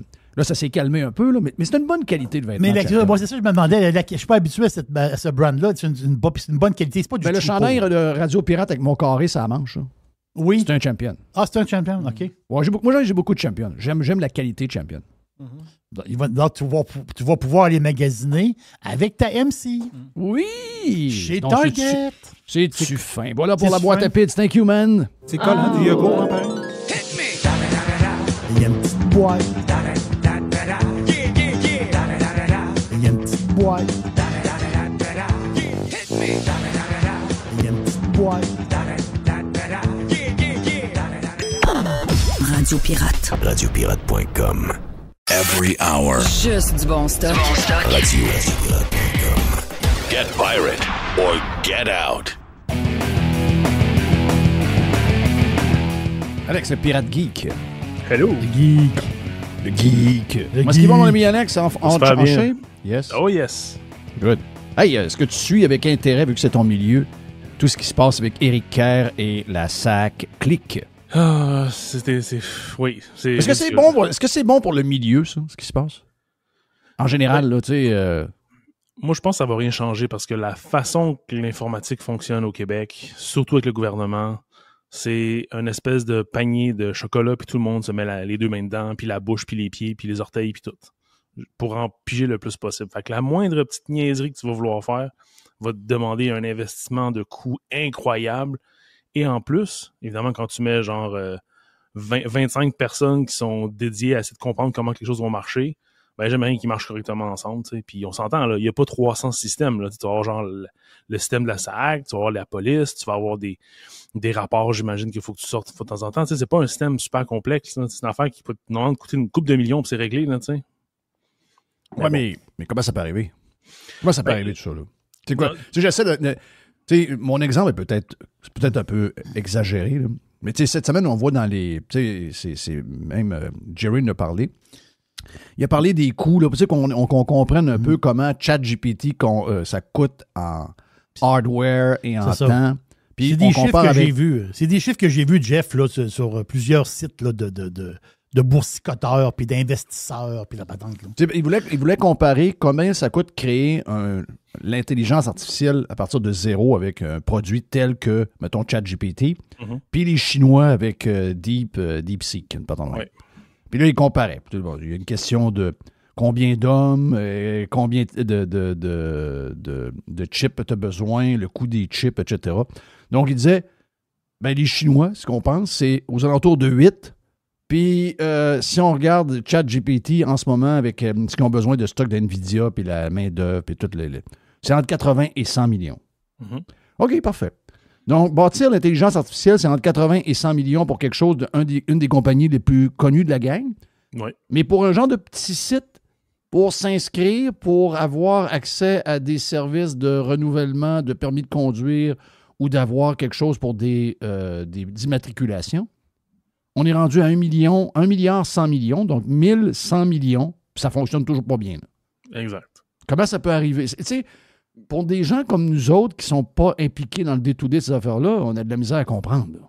Ben, tu sais, en partant, il ne faut pas oublier que le ChatGPT et l'intelligence artificielle, on parle de la fine pointe. Donc, ce que généralement ces compagnies vont faire, c'est qu'ils vont prendre des recherches qui sont publiées, qui sont extrêmement théoriques, puis ils vont trouver une façon de rendre ça pratique puis de l'utiliser. Donc, il y a de la recherche et de développement beaucoup là-dedans. Il y a beaucoup de recherche, il y a beaucoup de développement, puis il y a beaucoup d'essais-erreurs, et il y a beaucoup de gens, on va brûler du cash pour que ça fonctionne. C'est-à-dire, faire un fucking site de même qui existe en pleine affaire, là, c'est quoi qui est dur là-dedans? Absolument rien. Sérieusement, là, le concept même d'un système pour gérer les plaques, pour avoir un accès à la police, pour avoir un accès pour les dealerships, pour ajouter une nouvelle plaque avec un nom, les enregistrements, les renouvellements, il n'y a rien là-dedans qui est du rocket science. On s'entend, là? Faire ça, c'est un peu comme n'importe quel site web, genre, on appelle ça un content management system, là, genre WordPress et compagnie. Qu'est-ce que tu crées? Tu crées un article. C'est quoi un article? Ça a un auteur, ça a une date, ça a des caractéristiques, puis tu as des règles d'affaires autour de ça. Il n'y a rien de compliqué, là. Il n'y a rien de révolutionnaire qui n'a jamais été fait dans le passé. Donc, il n'y a aucune raison que ça coûte plus que 100 millions, même avec du padding, là, on s'entend, là. Fait que le 1 milliard, là, pour moi, c'est carrément de la fraude, là. Tout le monde s'est mis à piger là-dedans. En plus, il y a deux aspects. T'as l'aspect que, en général, l'informatique, c'est facile de dire on va faire un projet, on va mettre, mettons, 5 développeurs, on va mettre quelques analystes, on va prendre des directeurs. Tout le monde va, genre, gérer le projet, tu sais. Parce qu'évidemment, les développeurs ne peuvent pas se gérer eux-mêmes. Fait qu'il faut leur mettre des petits chiens de poche pour justement s'assurer qu'ils fassent leur job et tout, tu sais. Fait qu'en bout de ligne, tu piles. Hey, t'es rendu à 100 personnes finalement sur le projet, tu sais. Puis là, c'est tellement de monde là-dedans que ça rajoute une complexité de par la nature de la chose, d'avoir trop de monde impliqué. Il y a personne qui connaît les règles d'affaires dans sa tête. Tout le monde connaît sa partie. Puis là, il faut qu'il se parle. Mais là, il faut qu'il fasse des meetings, il faut qu'il fasse des interfaces, faut qu'il... Tu sais, la façon que le projet est monté se complexifie lui-même. Puis quand c'est un problème d'architecture. Ça, je suis d'accord. Puis là, quand c'est compliqué, qu'est-ce que tu fais? Quand tu as une architecture, ben, tu ramènes plus de monde dedans. Fait que tu fais juste mettre de l'huile sur le feu. Moi, c'est ma vision, tu sais. Je l'ai vécu dans nombre de fois. Des projets extrêmement simples, là, genre un développeur, 2 développeurs. On avait 1 ou 2 managers qui se rajoutaient pour oublier des heures, tu sais. Fait qu'en bout de ligne, le temps de développement était genre 30% du projet, là. Le reste du temps, c'est tout overhead, tu sais. Fait qu'en bout de ligne, c'est pas compliqué de dire que si un projet coûte 1000$, il va t'en coûter 3000$. Mais là, si le projet coûte 300 millions, il va t'en coûter 1 milliard, tu sais. Puis ça, c'est à petite échelle. Donc, imagine la grande échelle. Puis là, tu rajoutes en plus, tu sais, que il y a du monde qui veut être là pour le plus longtemps possible parce qu'ils ont des grosses jobs, puis c'est des projets qui sont payants, puis tout, tu sais. Puis, il faut pas oublier non plus l'autre aspect qui est souvent le problème au public ou même au niveau municipal, c'est que les fournisseurs de services savent que le client, le gouvernement, va changer d'idée 25 fois. Fait qu'ils vont overcharger finalement pour le service parce qu'ils savent que s'ils chargent, mettons, on va dire un chiffron, 10 millions, ils vont recommencer 3 fois, ça va ils feront pas leur argent tant qu'ils n'ont pas chargé au moins 30 millions. Fait qu'ils partent à 45. Ouais, c'est ça. Qu'est-ce que tu penses? Ça arrive à la fin, tu sais. Ah, le gouvernement, il veut 10 serveurs. On va le biller pour 30. On sait qu'il va changer d'idée, tu sais. Ou on va le biller la valeur de 30 pour 10 serveurs.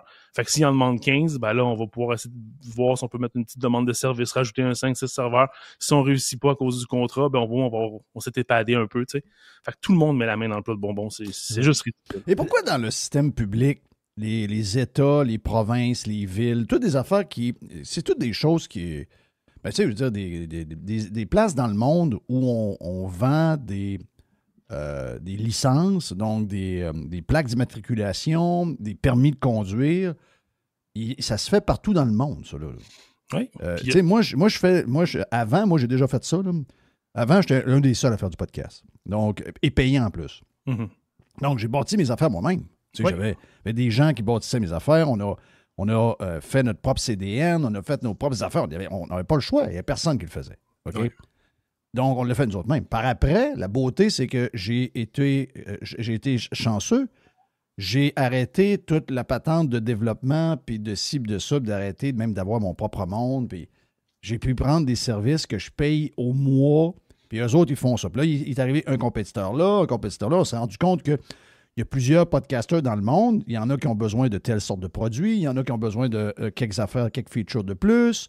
Il y a un autre qui a besoin de peut-être un membership payant. Il a besoin d'avoir un webinar à travers. Mais somme toute, tout le monde a des solutions que plus à peu près aux millions de podcasteurs à travers le monde. Ça, c'est mon domaine à moi. Mais je veux dire, c'est pas tout. On n'a pas eu besoin, vu qu'on est des millions de personnes. C'est pas chaque podcaster qui développe son propre service de hosting puis de distribution de sites. Comment ça que dans les villes et les États, ça n'arrive pas, ça, que quelqu'un... Ah, ben oui, il y a un nouveau système qui a été fait pour l'Oregon. Ça a l'air que c'est Salesforce qui est en arrière de ça, avec CGI qui le développe parallèlement. Puis ça ressemble pas mal à tout ce qu'on a besoin. Si on prend cette base-là, puis on leur demande d'ajouter tel feature, parce qu'on a une différence avec eux autres, ben on a un système par pays, puis ils vont nous charger genre, je sais pas, moi, 100 000 par mois pour l'avoir, puis après ça, un autre 100 000 ou 200 000 pour l'opérer, pour l'updater. Je sais pas. J'ai des chiffres de même. Pourquoi c'est pas de même que ça marche là-dedans? Écoute, moi, c'est de même que ça devrait marcher, parce qu'on s'entend que l'idée en informatique, depuis toujours, c'est de bâtir sur les épaules des précédents. Donc, tu sais, si tu as quelqu'un qui a réussi à livrer de quoi de hot, ben, tu pars de ça, puis tu rajoutes. C'est pas qu'aujourd'hui, tu peux rapidement apprendre un cours d'informatique, puis apprendre à programmer, puis faire des jeux vidéo en le temps de le dire, si tu apprends un peu les outils, tu sais. T'as pas besoin de savoir... Parce qu'il y a des librairies de code, il y a déjà des choses qui sont déjà faites. Exact. Puis des outils aussi. Les outils sont importants. Créer tes maps, créer tes personnages, les animations, les règles de physique, tu sais. Il y a tellement de morceaux que tu peux utiliser que si tu as une bonne idée, puis que tu veux te donner le trouble d'apprendre, tu peux le faire. C'est pareil pour ces services-là. Il y a sûrement au moins une entité qui fait un produit suffisamment flexible. Sinon, comme tu dis, les Oracle, les Salesforce de ce monde qui font des grosses machines qui sont full customisables pourraient permettre justement de le faire.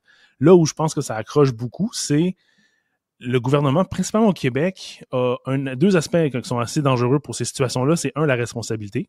Il n'y a personne qui est responsable de rien. Fait que si le projet n'est pas livré à temps, same old, on continue tout le monde à sa job, il n'y a personne qui passe sa job, tu sais.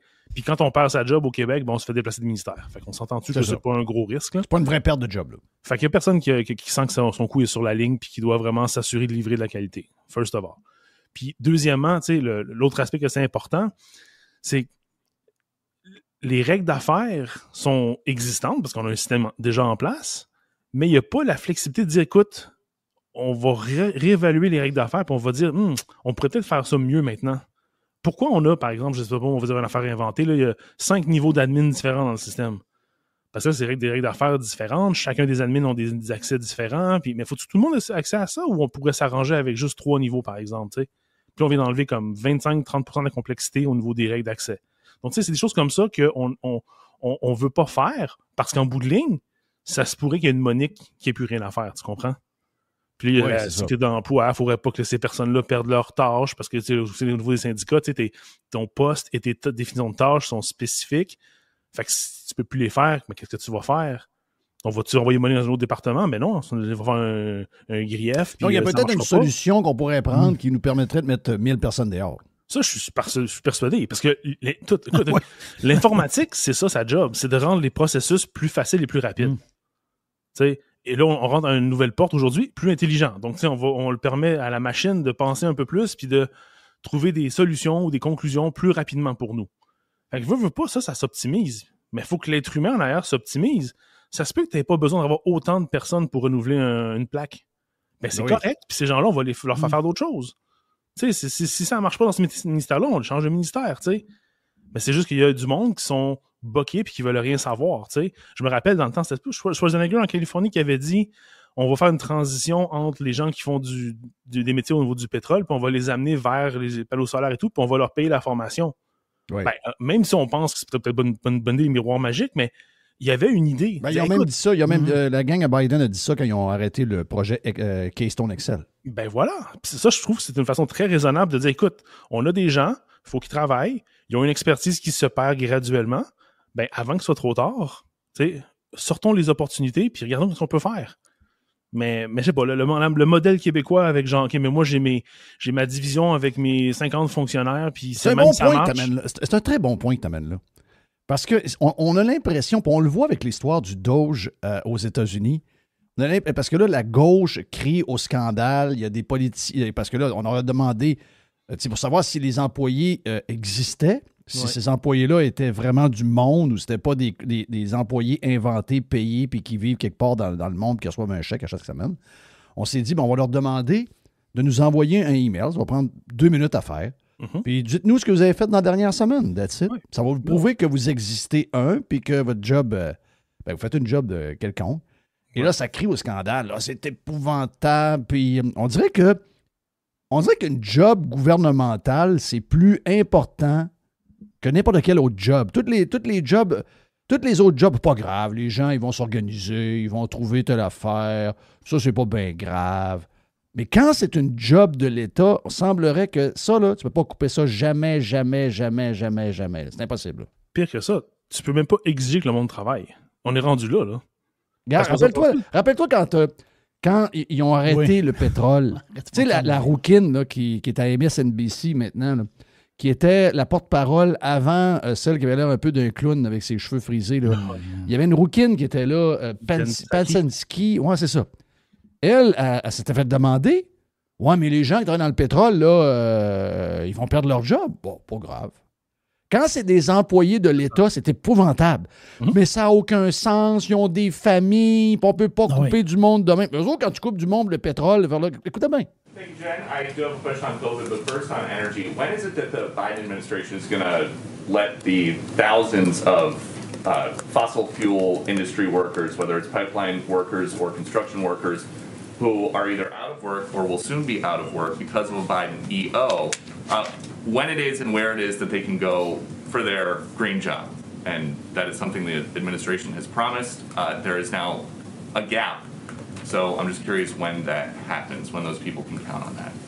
Well, I'd certainly welcome you to present your data of all the thousands and thousands of people who won't be getting a green job. Maybe next time you're here, you can present that. But you said that they would be getting green jobs, so I'm just asking when that happens. Richard Trumka, who is a friend, longtime friend of Joe Biden, says about that day one Keystone EO, he says, I wish he, the president, had paired that more carefully with the thing that he did second by saying, here's where we are creating the jobs. So there's partial evidence from Richard Trumka. Well, you didn't include all of his interview. Would you like to include the rest? So how about this? The Laborers International Union of North America said the Keystone decision will cost 1,000 existing union jobs and 10,000 projected construction jobs. Well, what Mr. Trumka also indicated in the same interview was that President Biden has proposed a climate plan with transformative investments in infrastructure and laid out a plan that will not only create millions of good union jobs, but also help tackle the climate crisis. And as the president has indicated... Donc, c'est pas grave. On va les transformer, ces jobs-là, puis ils vont devenir des jobs de green, puis des jobs... On sait que plus tard, c'est jamais arrivé. Ça, c'était dans le début de l'administration. quand ils ont arrêté le projet de Keystone, finalement, on est retourné aller voir ces travailleurs-là. Est-ce qu'ils sont devenus des travailleurs qui travaillaient à poser des panneaux solaires, des moulins à vent, etc.? Non, ils n'étaient pas pantoute là-dedans. Ils travaillaient chez Walmart. Là. Mais c'est comme tous les programmes gouvernementaux. Il y a des belles promesses, puis il n'y a personne qui vérifie si ça a vraiment marché. Je suis d'accord avec l'idée de dire, OK, on fait des changements, il faut s'adapter. Parfait. Moi-même, le premier, je suis en informatique, mais j'ai fait 30 affaires différentes là, au cours des 20 dernières années. Là. Pourquoi? Parce que le marché évolue, les technologies évoluent, puis il faut s'adapter. Tu prends pas une job en te disant je vais commencer à 16 ans, puis je vais finir à 65 avec la même job, puis les mêmes tâches pendant 50 ans. Ça se fait plus, ça. T'sais. Donc, au gouvernement, c'est pareil. Oui, mais c'est ça la différence. Ouais. Moi aussi, j'ai changé de job 25 fois. Là.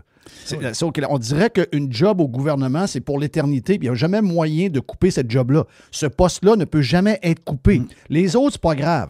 Toutes les histoires reliées au climat, tu peux mettre des milliers de personnes dehors. Tu peux te crisser de voir 4000 personnes dehors chez Amazon. Mais quand tu veux couper des gens au gouvernement, c'est impossible.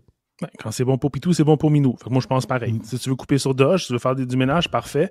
Si ça arrive au gouvernement, c'est la même chose. Si ça arrive au privé, c'est la même chose. Écoute, c'est ça la vie. La vie, ça évolue. Les jobs évoluent, les mœurs évoluent, les besoins évoluent. Écoute, imagine demain matin, si on découvre qu'il y a une nouvelle affaire nucléaire qui est super hot puis que tout le monde rush pour s'en aller là-dedans.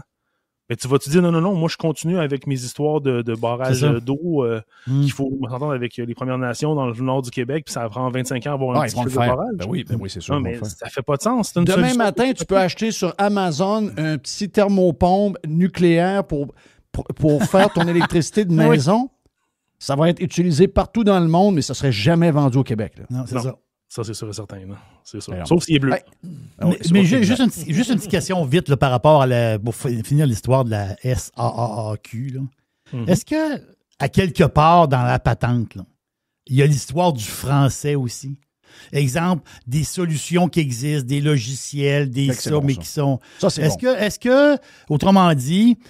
Il y a des solutions qui existent, je sais pas, on dit Salesforce, puis ça peut être n'importe quelle compagnie de ils sont CRM. tous en anglais. Mais il y a des solutions qui existent, comment dire que pour faire la migration de qu'est-ce que tu as vers ça se fait facilement. Et là, l'employé, le gars, je vais mettre ça dans le concret, le gars du gouvernement qui arrive, là, qui travaille, là, tu dis, regarde ça, là, ça va être... Il faut que tu travailles là-dessus un peu. Regarde comment ça marche, là, puis là, tu vas travailler sur un logiciel. Il est en anglais, là, mais tu vas voir comment c'est facile. Là. Tu fais 3-4 clics, tu vas là, puis c'est facile. Est-ce que la langue fait partie du désastre? Moi, c'est ça que je veux savoir. Moi, je te dirais, je ne suis pas dans le secret des dieux, mais de ce que j'ai vu, il y a comme 15 ans, il y a 15 ans à peu près, puis il y a 10 ans à peu près, quand tu avais un client et que c'était le gouvernement, il y avait des petites particularités. Ça revenait un peu à la langue souvent. Puis c'était comme, mais tu sais, le client qui est le ministère du X, ben lui, il faut faire ça un peu différemment, tu sais. Enfin, j'ai aucune misère à croire qu'aujourd'hui, avec les lois là, sur la langue française et tout, que, si le logiciel n'est pas déjà en français, puis que toute la documentation et la formation n'est pas en français, parce que le logiciel, il peut être multilingue, ça, c'est pas un problème. Non, mais c'est pas là. C'est, mettons que tu fais un contrat avec Salesforce. Oui. Et qu'il faut que tu aies des fonctionnaires qui sont en contact avec les ressources de Salesforce qui sont dédiées aux clients québécois. Exactement. Les échanges de emails sont en anglais, là. Ben oui, ça c'est sûr et certain. Parce les Google Meet sont en anglais, là. Oui, exact. Okay. Ouais, ça c'est un problème, là. Puis dans mon temps, j'avais déjà vu des personnes qui étaient réfractaires à dire, écoute, il faudrait faire le meeting en français. Moi, je suis pas bon en anglais, tu sais. J'en avais déjà vu un peu, début 2000, mi-2000, 2010. Fait qu'imagine aujourd'hui, quand tu as le gouvernement qui sort des lois, qui pousse encore plus ça, le monde qui ne veulent pas se forcer et qui n'ont même pas envie ou qui ont juste envie d'être contrariants. Moi, je suis en français, je suis au Québec. C'est pas en français, moi, je viens pas à ton meeting. Oui. Là, peux-tu vraiment dire à cette personne, écoute, on va te remercier parce que tu ne parles pas anglais? Non, c'est ça que on peut pas. C'est sûr qu'il y a je regarde le temps passer. Je veux que tu me parles du genre de réseau québécois qui a été lancé pour concurrencer X et Blue Sky, parce qu'on veut avoir de plus en plus... On est un peu comme les Chinois et les Russes, on veut avoir notre propre intranet, là. On va avoir notre propre Amazon, on va avoir tout ce qui est...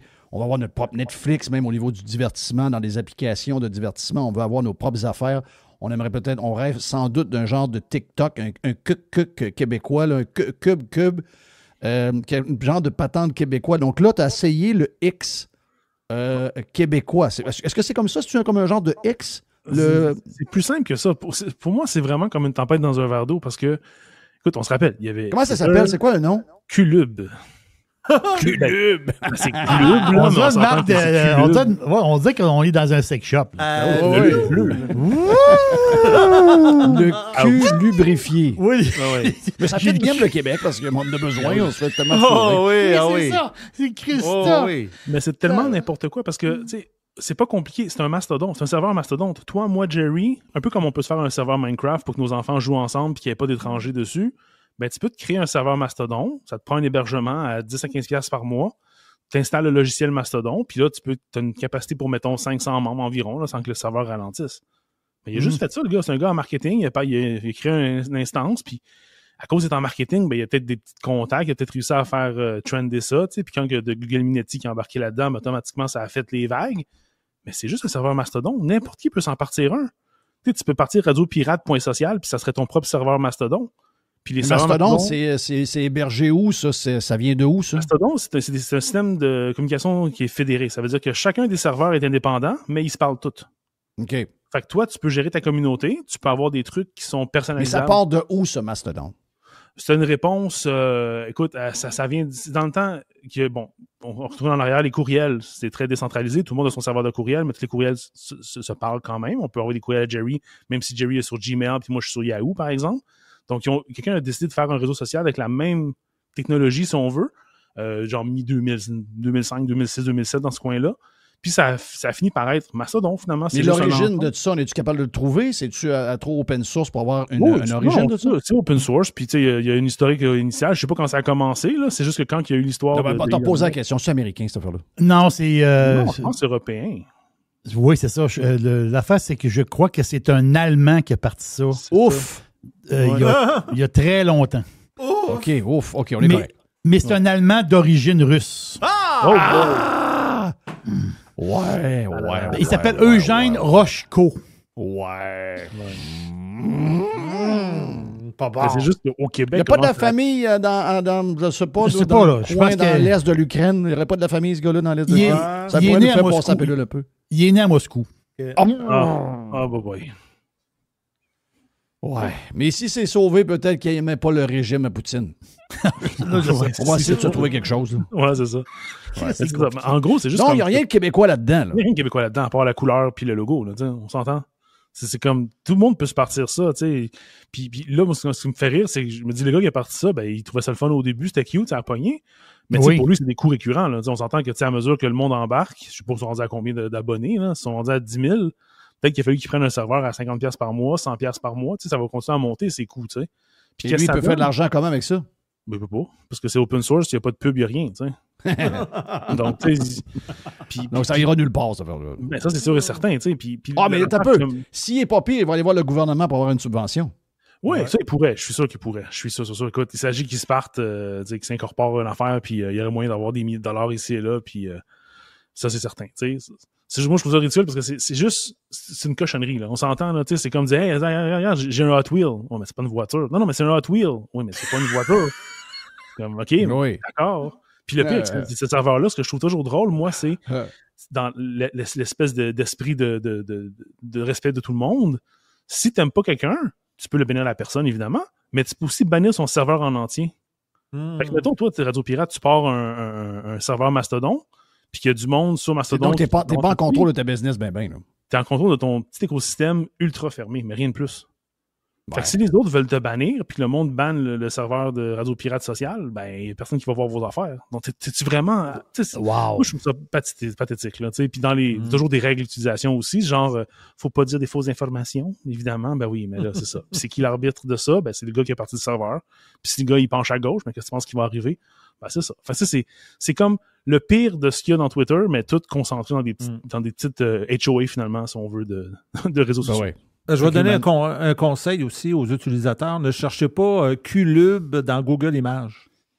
Moi, je suis tombé non, c'est ça. J'imagine que vous allez avoir des images. Oui, je suis tombé sur des... Mais le chiffre qu'il y a là que je vois, il est marqué 3900 comptes actifs. C'est fort possible. 4000 personnes. Ben non, c'est pas vrai, là. OK. Attends, faut ramener ça en termes de réseaux sociaux. Des comptes actifs, est-ce que c'est vraiment des active users dans les derniers 7 jours, 30 jours, 90 jours, tu sais? Parce qu'il y a du monde qui peuvent s'inscrire puis juste rien faire avec ça, là. Oui, je comprends. C'est pour ça que le monthly active user, c'est vraiment le métrique pour les réseaux sociaux qui est reconnu comme étant la chose à utiliser pour le marketing, pour les pubs, ces choses-là, tu sais. Fait que, non, mais quand même, c'est pas veiller tard avec ça, là. Ben, c'est 4000 personnes au Québec dans une echo chamber incroyable qui doivent sûrement dire qu'il faut boycotter les produits américains puis qu'il faut...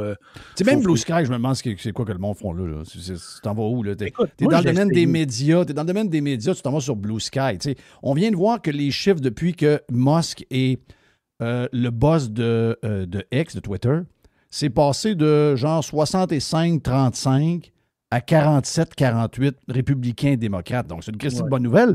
Ça veut dire que c'est la place pour avoir le plus d'opinions partagées qu'il n'y a pas sur le web. Là. Dans tous les réseaux sociaux, c'est le meilleur. Mais là, tu t'en vas sur Blue Sky, je veux dire, tu vois quoi là? Ça te donne quoi d'être là? Ça te donne rien?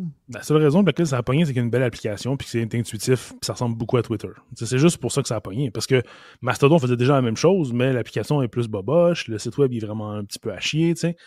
Donc, les gens qui sont sur Blue... Je suis jamais allé sur Blue Sky, ça ne m'intéresse pas. Ils ont-tu un peu de reach? Ils ont-tu des patentes? Y a-tu l'air d'avoir quelque chose qui se passe là ou il n'y a pas grand-chose? Non. Comme pour Mastodon, mettons que tu étais populaire sur Twitter puis tu avais comme 100 000 personnes, tu vas en avoir peut-être 15 000 sur les autres, tu sais. Donc, ton reach est divisé en 10. Donc, un peu comme nous, qu'on est allé sur Truth Social puis qu'on s'est ramassé. C'est une baisse bien correcte, là, mais il n'y a pas de monde là. Non, il n'y a pas de monde, c'est ça. T'sais. Puis bien souvent, ces services-là sont utilisés comme juste pour broadcaster tes nouvelles. T'sais, tu vas repartager tes articles ou whatever. OK? Oui. Mais t'interagis-tu avec le monde? Pas tant que ça, tu sais. Puis si t'interagis pas, ben là, moi, parler avec un bot qui publie des articles, ça m'intéresse pas ben, là, tu sais. Non. Puis la haine, en tout cas, moi, c'est ce que j'ai vu, j'ai été une couple de fois, puis c'est juste, tu sais, des appels à la mort, des menaces. OK, Blue Sky, c'est haineux de même. Je pensais que c'était vraiment full... haineux, là. Non, c'est vraiment haineux, là. Oui. Ah, mais c'est la gauche qui est là-dessus. Ça marche pas, là. Non, je te dis, moi, j'ai vu des affaires là-dedans. Là, non, mais c'est la gauche. Il peut pas avoir de haine, là. Tu sais, on est tous sur Internet depuis longtemps. On a tous vu des vidéos dégueulasses, gory au fil des années, là. Puis je te dirais que ce que j'ai vu sur Blue Sky, rapidement, ça m'a laissé vraiment un malaise assez présent. Mais non, mais ça se peut pas, là. C'est la gauche. Mais la gauche est pas très gentille quand tu penses contre elle, là, tu sais. Ah ouais? Mais oui. Mais il était parti d'X parce qu'il trouvait ça violent. Ben oui, la vérité est violente. Les faits sont violents. Ah! Les idées différentes sont violentes. Oh, ouais, dis pas ce mot-là, le mot en I. Ouais. Ouais, c'est dur, ça. Thank you, man. On a fait un beau tour.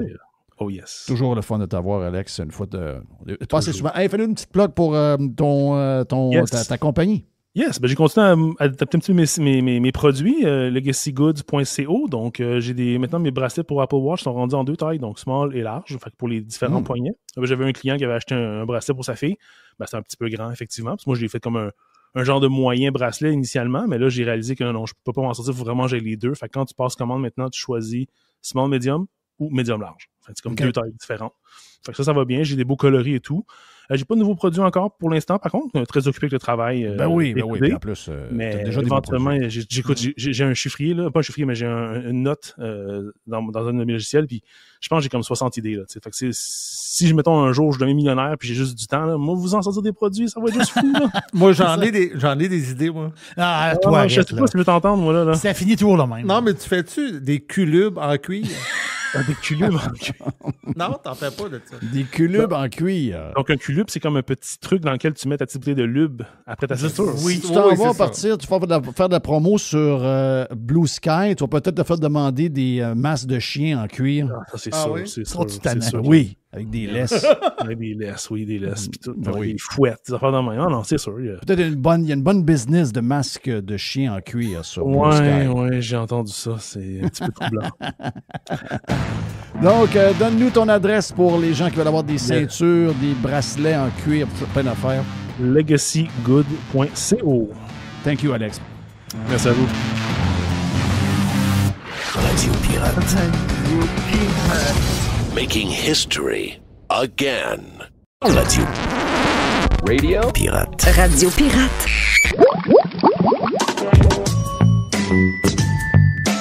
Le labo de Mr. White. Yes, Mr. White, le lab, le vendredi, on aime toujours ça. Ouais, vas-y donc avec quelques affaires que tu as gardées cette semaine. Je suis tellement content de mon lab, là. Maudit que je suis content. Ben là, on a joué beaucoup d'affaires de canne. C'est un lab au yogourt. Ouais, Oui. C'est collant. Je me suis rendu compte que c'est collant tantôt du yogourt parce que j'ai Mais tu failli sais que tu as tomber. du beau push-push de chez Calinette, là, hein? Oui, mais là, je me suis rendu compte que j'en avais en dessous des pieds, là. Oh, Fait que ben j'ai là, glissé. nettoie-ça un au peu. plus gris, parce que je vais en mettre Non, partout. non, non. Non, je sais. Mais ça sent le yogourt. Il n'a en dessous des pieds. Non, mais il y a tout de mes choses. Il n'a en dessous des pieds. Non, il va en mettre partout. S'il va laisser des traces partout. Ben C'était non. peurant, là. Non, ça sent Une bon. chance c'est un que... yogourt Là, on aux dit fraises. pas ça, MC, là. Non. Capoter. Non. Envoyez-y pas à la cote. Mais là, il va falloir que tu nettoies large, là, pour pas que... Non, mais MC est rentré ici et elle dirait ça sent les fraises. Ouais. Là, je dirais on a mis du parfum là, pour Oui. agrémenter. Demain, ça ne sentira pas les fraises. Donc, on y va avec ton affaire. Non, mais ce que je veux dire, c'est que pour ce qui est de Kerr, là, Eric Kerr. Eric, I don't care. Eric Kerr, là, on l'a entendu Eric, beaucoup I de don't cotes. care. Moi, j'ai gardé la cote de la semaine sur Eric Kerr, OK, qui résume tout, elle dure 5 secondes. OK. On l'écoute. Vous avez toujours confiance en Éric Kerr. Est-ce que vous redonnez votre confiance à Éric Kerr? Oui. Oui. Tu sais, que toujours dans le corridor. Là. Tu sais, c'est les meilleurs cotes, c'est dans le corridor. Ouais. Là, il court après lui. Puis là, avez-vous confiance en tout ce qui s'est passé? Tu sais, tu dis, ouais, oui. Oh, oui. Grosse confiance. Bon, les Québécois aux États-Unis, OK? Et particulièrement en Floride. Parce que là, ils font des reportages là-dessus. Mais là, moi, j'ai trouvé Chantal. Chantal est avec Yves, puis elle, ils vivent aux États-Unis quelque part. Et là, il y a toujours, quand ils font des reportages sur les États-Unis, là, au Québec, là, il y a toujours, Jocelyne Cazin est toujours là-dedans. Tu sais, Jocelyne, tu te rappelles de Jocelyne Cazin?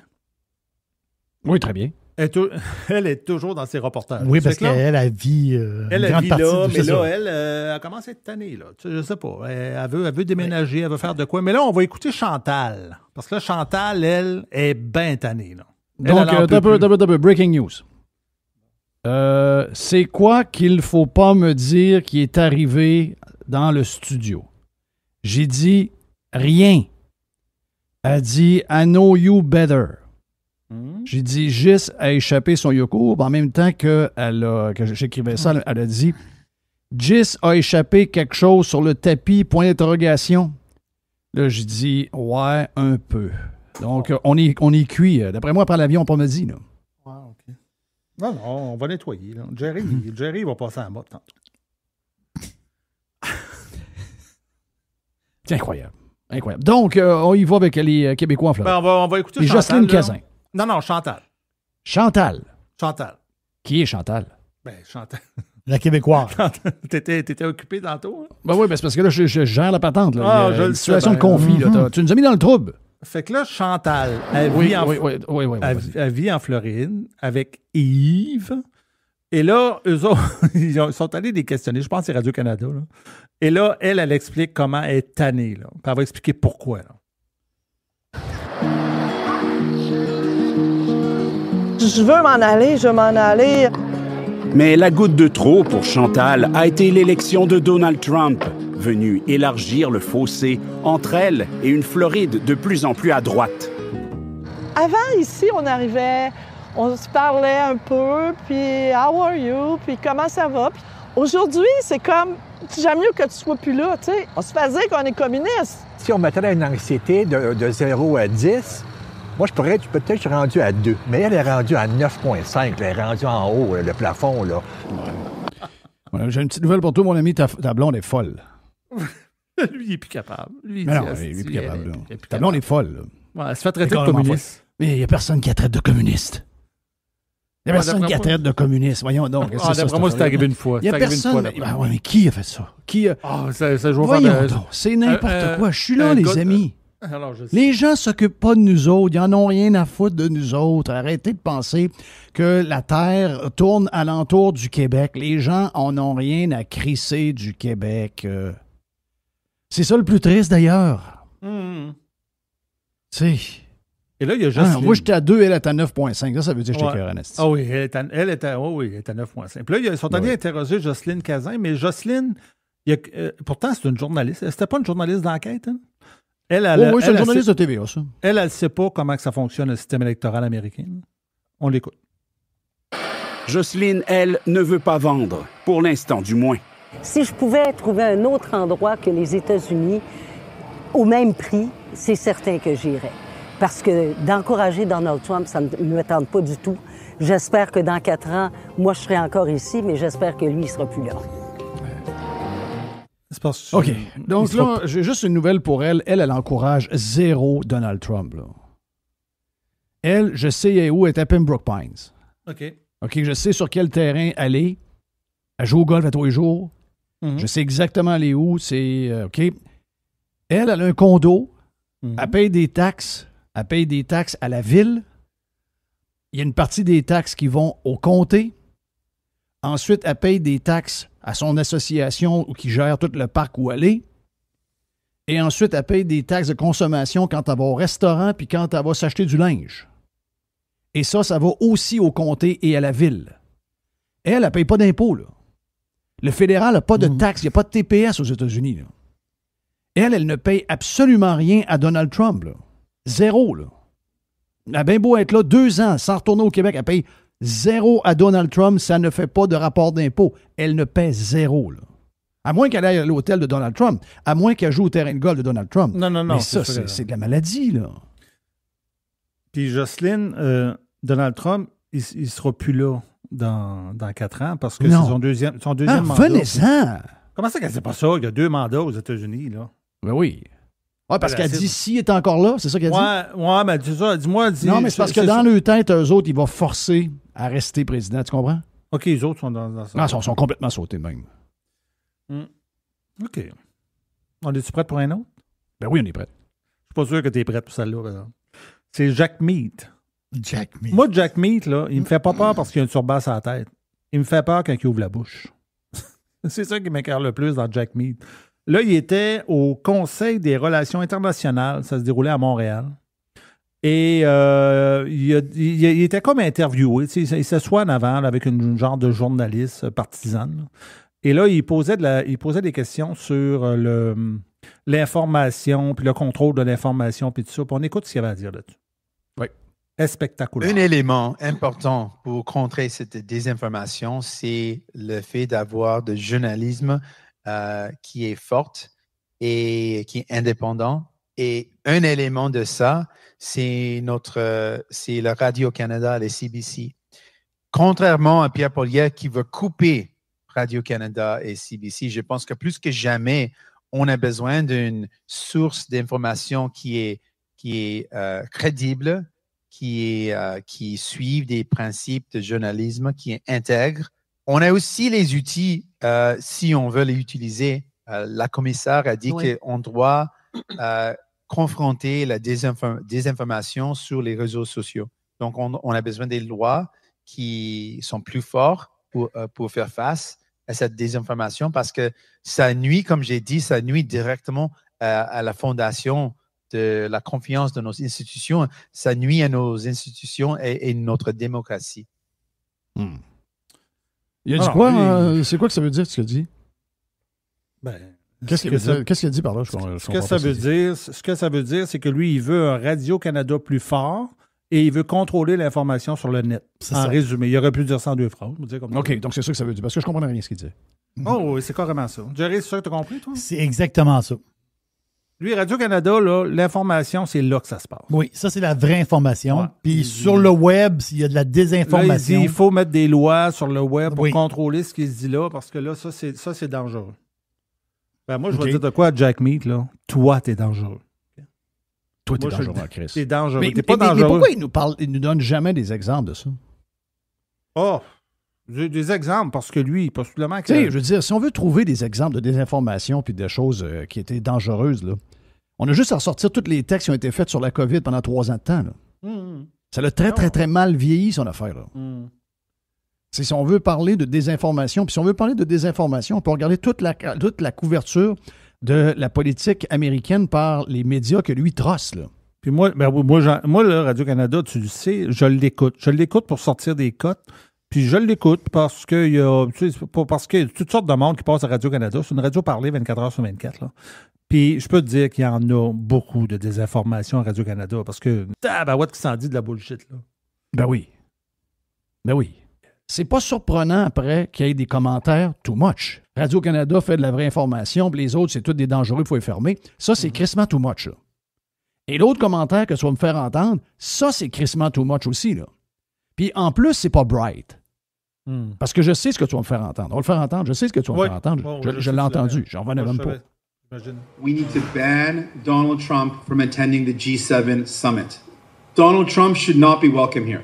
Why would we invite someone who has threatened our very democracy, our very sovereignty? Why would we invite someone who has threatened our economic well-being? Why would we invite someone who threatens our allies and threatens the world's stability? Why would we allow a convicted criminal into our country? Premièrement, il n'y a pas d'histoire de stabilité dans le monde avec Trump. Là. S'il y en a un qui est en train d'arranger le world stability, c'est bien lui. Là. Mais... Juste pour expliquer, là, Jeff, c'est que le G7 va avoir lieu au Canada en 2025. Oui, mais il n'y a pas de Trump. Premièrement, il n'y a pas de Trump. Je voulais juste te dire que c'est parce que ça se déroule au Canada. Lui, il ne veut pas que Trump vienne ici. Oui, mais c'est quand, ça? C'est en juin 2025. OK. Juin 2025, mais ça, c'est la patente à Charlevoix? Oui. Non, c'est à... OK. Puis tu as deux réunions. Tu as un à Charlevoix, puis un autre. L'autre est à Canas... C'est un mot bizarre, ça. Kananaskis. Oui, je sais où, là. En Alberta. Oui, exact. C'est une place un genre de Mont-Tremblant en Ontario. C'est ça, hein? Non, c'est pas en Ontario, c'est en Alberta. Ah, okay. Là, il va y avoir les États-Unis, UK, Canada, France, Allemagne, Italie, Japon. S'il n'y a pas les États-Unis, il n'y a pas de G7. Là. Ah. OK, premièrement. Là. Deuxièmement, Donald Trump, là, c'est le président des États-Unis. Que tu le veuilles ou que ça fasse ton affaire ou non. Là. On sort 80% de notre stock là de bord. Là. Si tu refuses l'entrée à Donald Trump, c'est une guerre commerciale. C'est une guerre qu'on ne gagnera jamais. Là. Non, c'est ça, exactement. Ça, c'est des propos extrémistes. Je trouve que le gars, il va très loin. Puis, sais-tu quoi?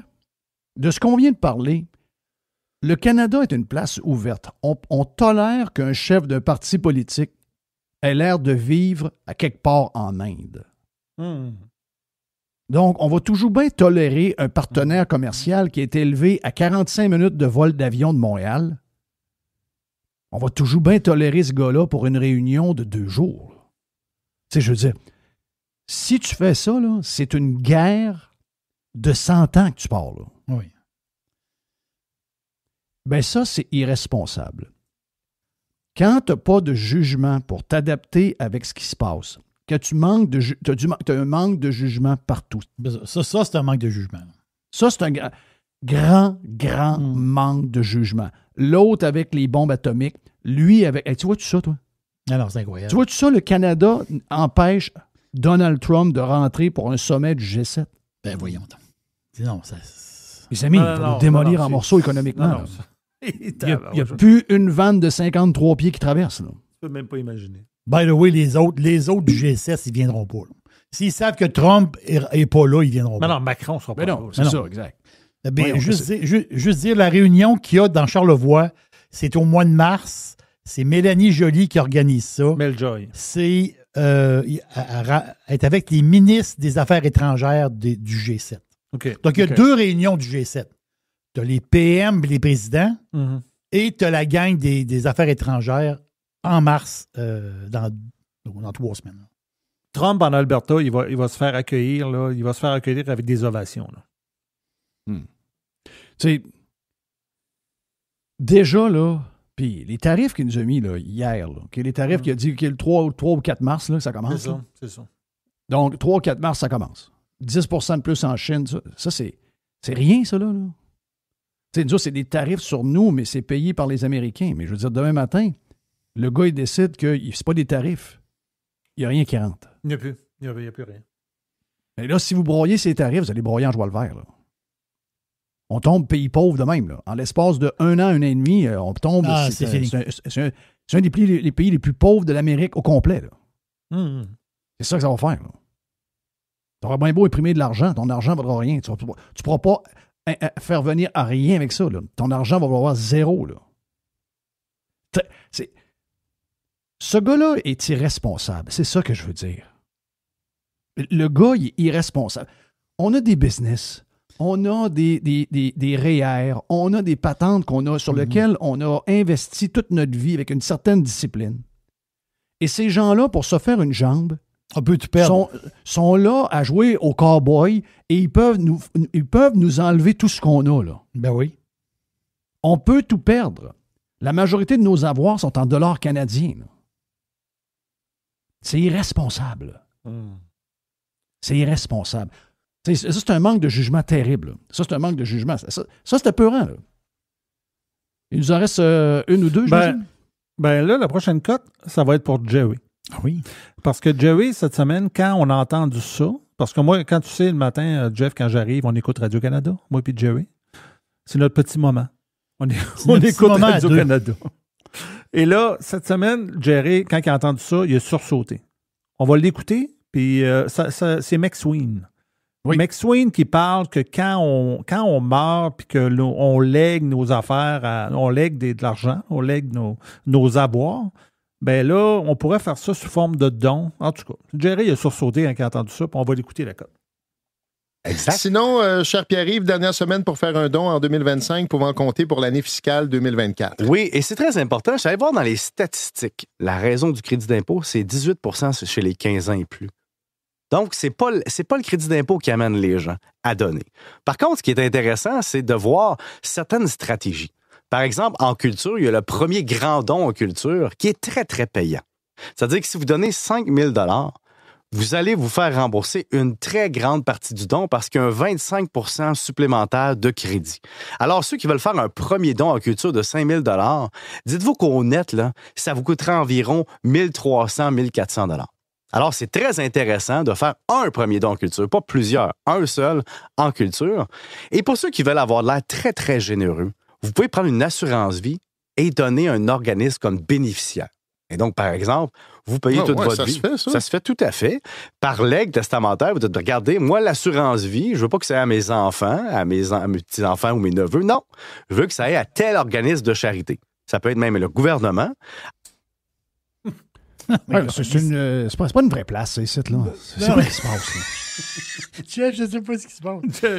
On va déculotter tes enfants, tes petits-enfants, pour donner ça à un organisme de charité. Oui, moi, je meurs, mais ma blonde, elle regarde les papiers, il est marqué, Chris, que...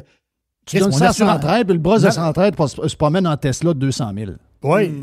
Non, puis j'ai donné... Attends, ma blonde, regarde les papiers. Christophe, c'est quoi ce papier-là? Je donne mon héritage au théâtre du Troubadour. Oui. C'est quoi cette petite patente-là? Là? Non, ça, c'est n'importe quoi, là. Ça, c'est n'importe... Ouais, mais il y a des bons crédits d'impôt. Des bons crédits d'impôt. Je donne 5 000 ici au théâtre du Rideau Vert. Non, c'est crazy. Non, c'est crazy. Jeff, il dit, on vit pas d'une vraie place. Non, c'est pas une vraie place, ça. Tu veux-tu entendre quelqu'un qui... On va finir... OK, il faut finir ça avec...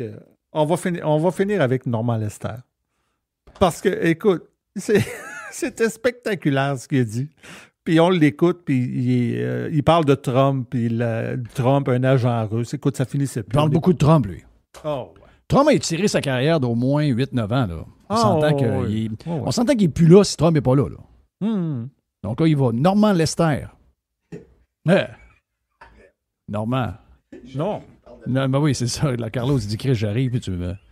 Tu me parles de Normand Lester. Ben écoute, Normand, lorsqu'on voit, là, lorsqu'on entend ce qu'il a dit, Donald Trump, concernant l'Ukraine, là, où il a dit que finalement, c'était l'Ukraine qui avait commencé les hostilités avec la Russie, tu te demandes, coudonc, ce gars-là, c'est-tu un agent russe? Donald Trump? Ben moi, écoute... Moi, je soupçonne ça depuis longtemps. Je fais des chroniques là-dessus depuis à peu près 5 ans, de temps à autre. Il faut pas oublier qu'à un moment donné, quand Trump était propriétaire du concours Miss Univers, ben, il a grenouillé pour faire en sorte que la maîtresse de Poutine soit choisie comme Miss Univers. Hein? Il est allé à Moscou à ce moment-là. À ce moment-là, Trump aussi voulait ériger un Trump Tower, un hôtel Trump à Moscou. Là. Ça fait longtemps qu'il est proche de Poutine, bien avant d'être candidat à la présidence des États-Unis. Et puis, bien sûr, depuis ce temps-là, il y a des gens qui disent que Poutine a des informations compromettantes avec lesquelles il peut faire chanter Donald Trump. Et à chaque fois, ce rapprochement-là de Trump, d'après moi, c'est encore une indication de cela. Moi, en tout cas, je soupçonne fortement, j'ai pas de preuves irréfutables, mais je soupçonne fortement qu'effectivement, Poutine connaît des choses terribles sur Donald Trump et que Trump a peur que ces choses-là soient révélées publiquement. Non, mais attends, on écoute tout de suite juste le code de 2 secondes que Normand nous rassure, par contre, après tout ce qu'il vient de dire. OK. Je ne suis pas un complotiste. Ouf! OK, wow. Non, au moins. Ouf! OK. Tabarnache. Okay, une chance, c'est pas un complotiste. Une chance. On pourrait finir. Veux-tu qu'on finisse avec le petit mot du Doc Mayou? Ben oui, ça prend toujours une fin du Doc. On écoute le petit. On y va avec le Doc. Ça peut ressembler à quoi le plus gros cas que le Doc a traité? Un pédophile pyromane. Il éjaculait sans se toucher. Il faisait serrer ça. Thank you. Voilà pour Mr. White et son lab. C'est un beau tour, ça, là. Ah oui. On a fait un très, très, très beau tour. Thank you, man. Oui. Bon week-end, les amis. Yes. Bon week-end. Pour le Prime, Carlos the Punisher, le Freestyle Friday. Le labo de Mr. White. Jeff Fillion.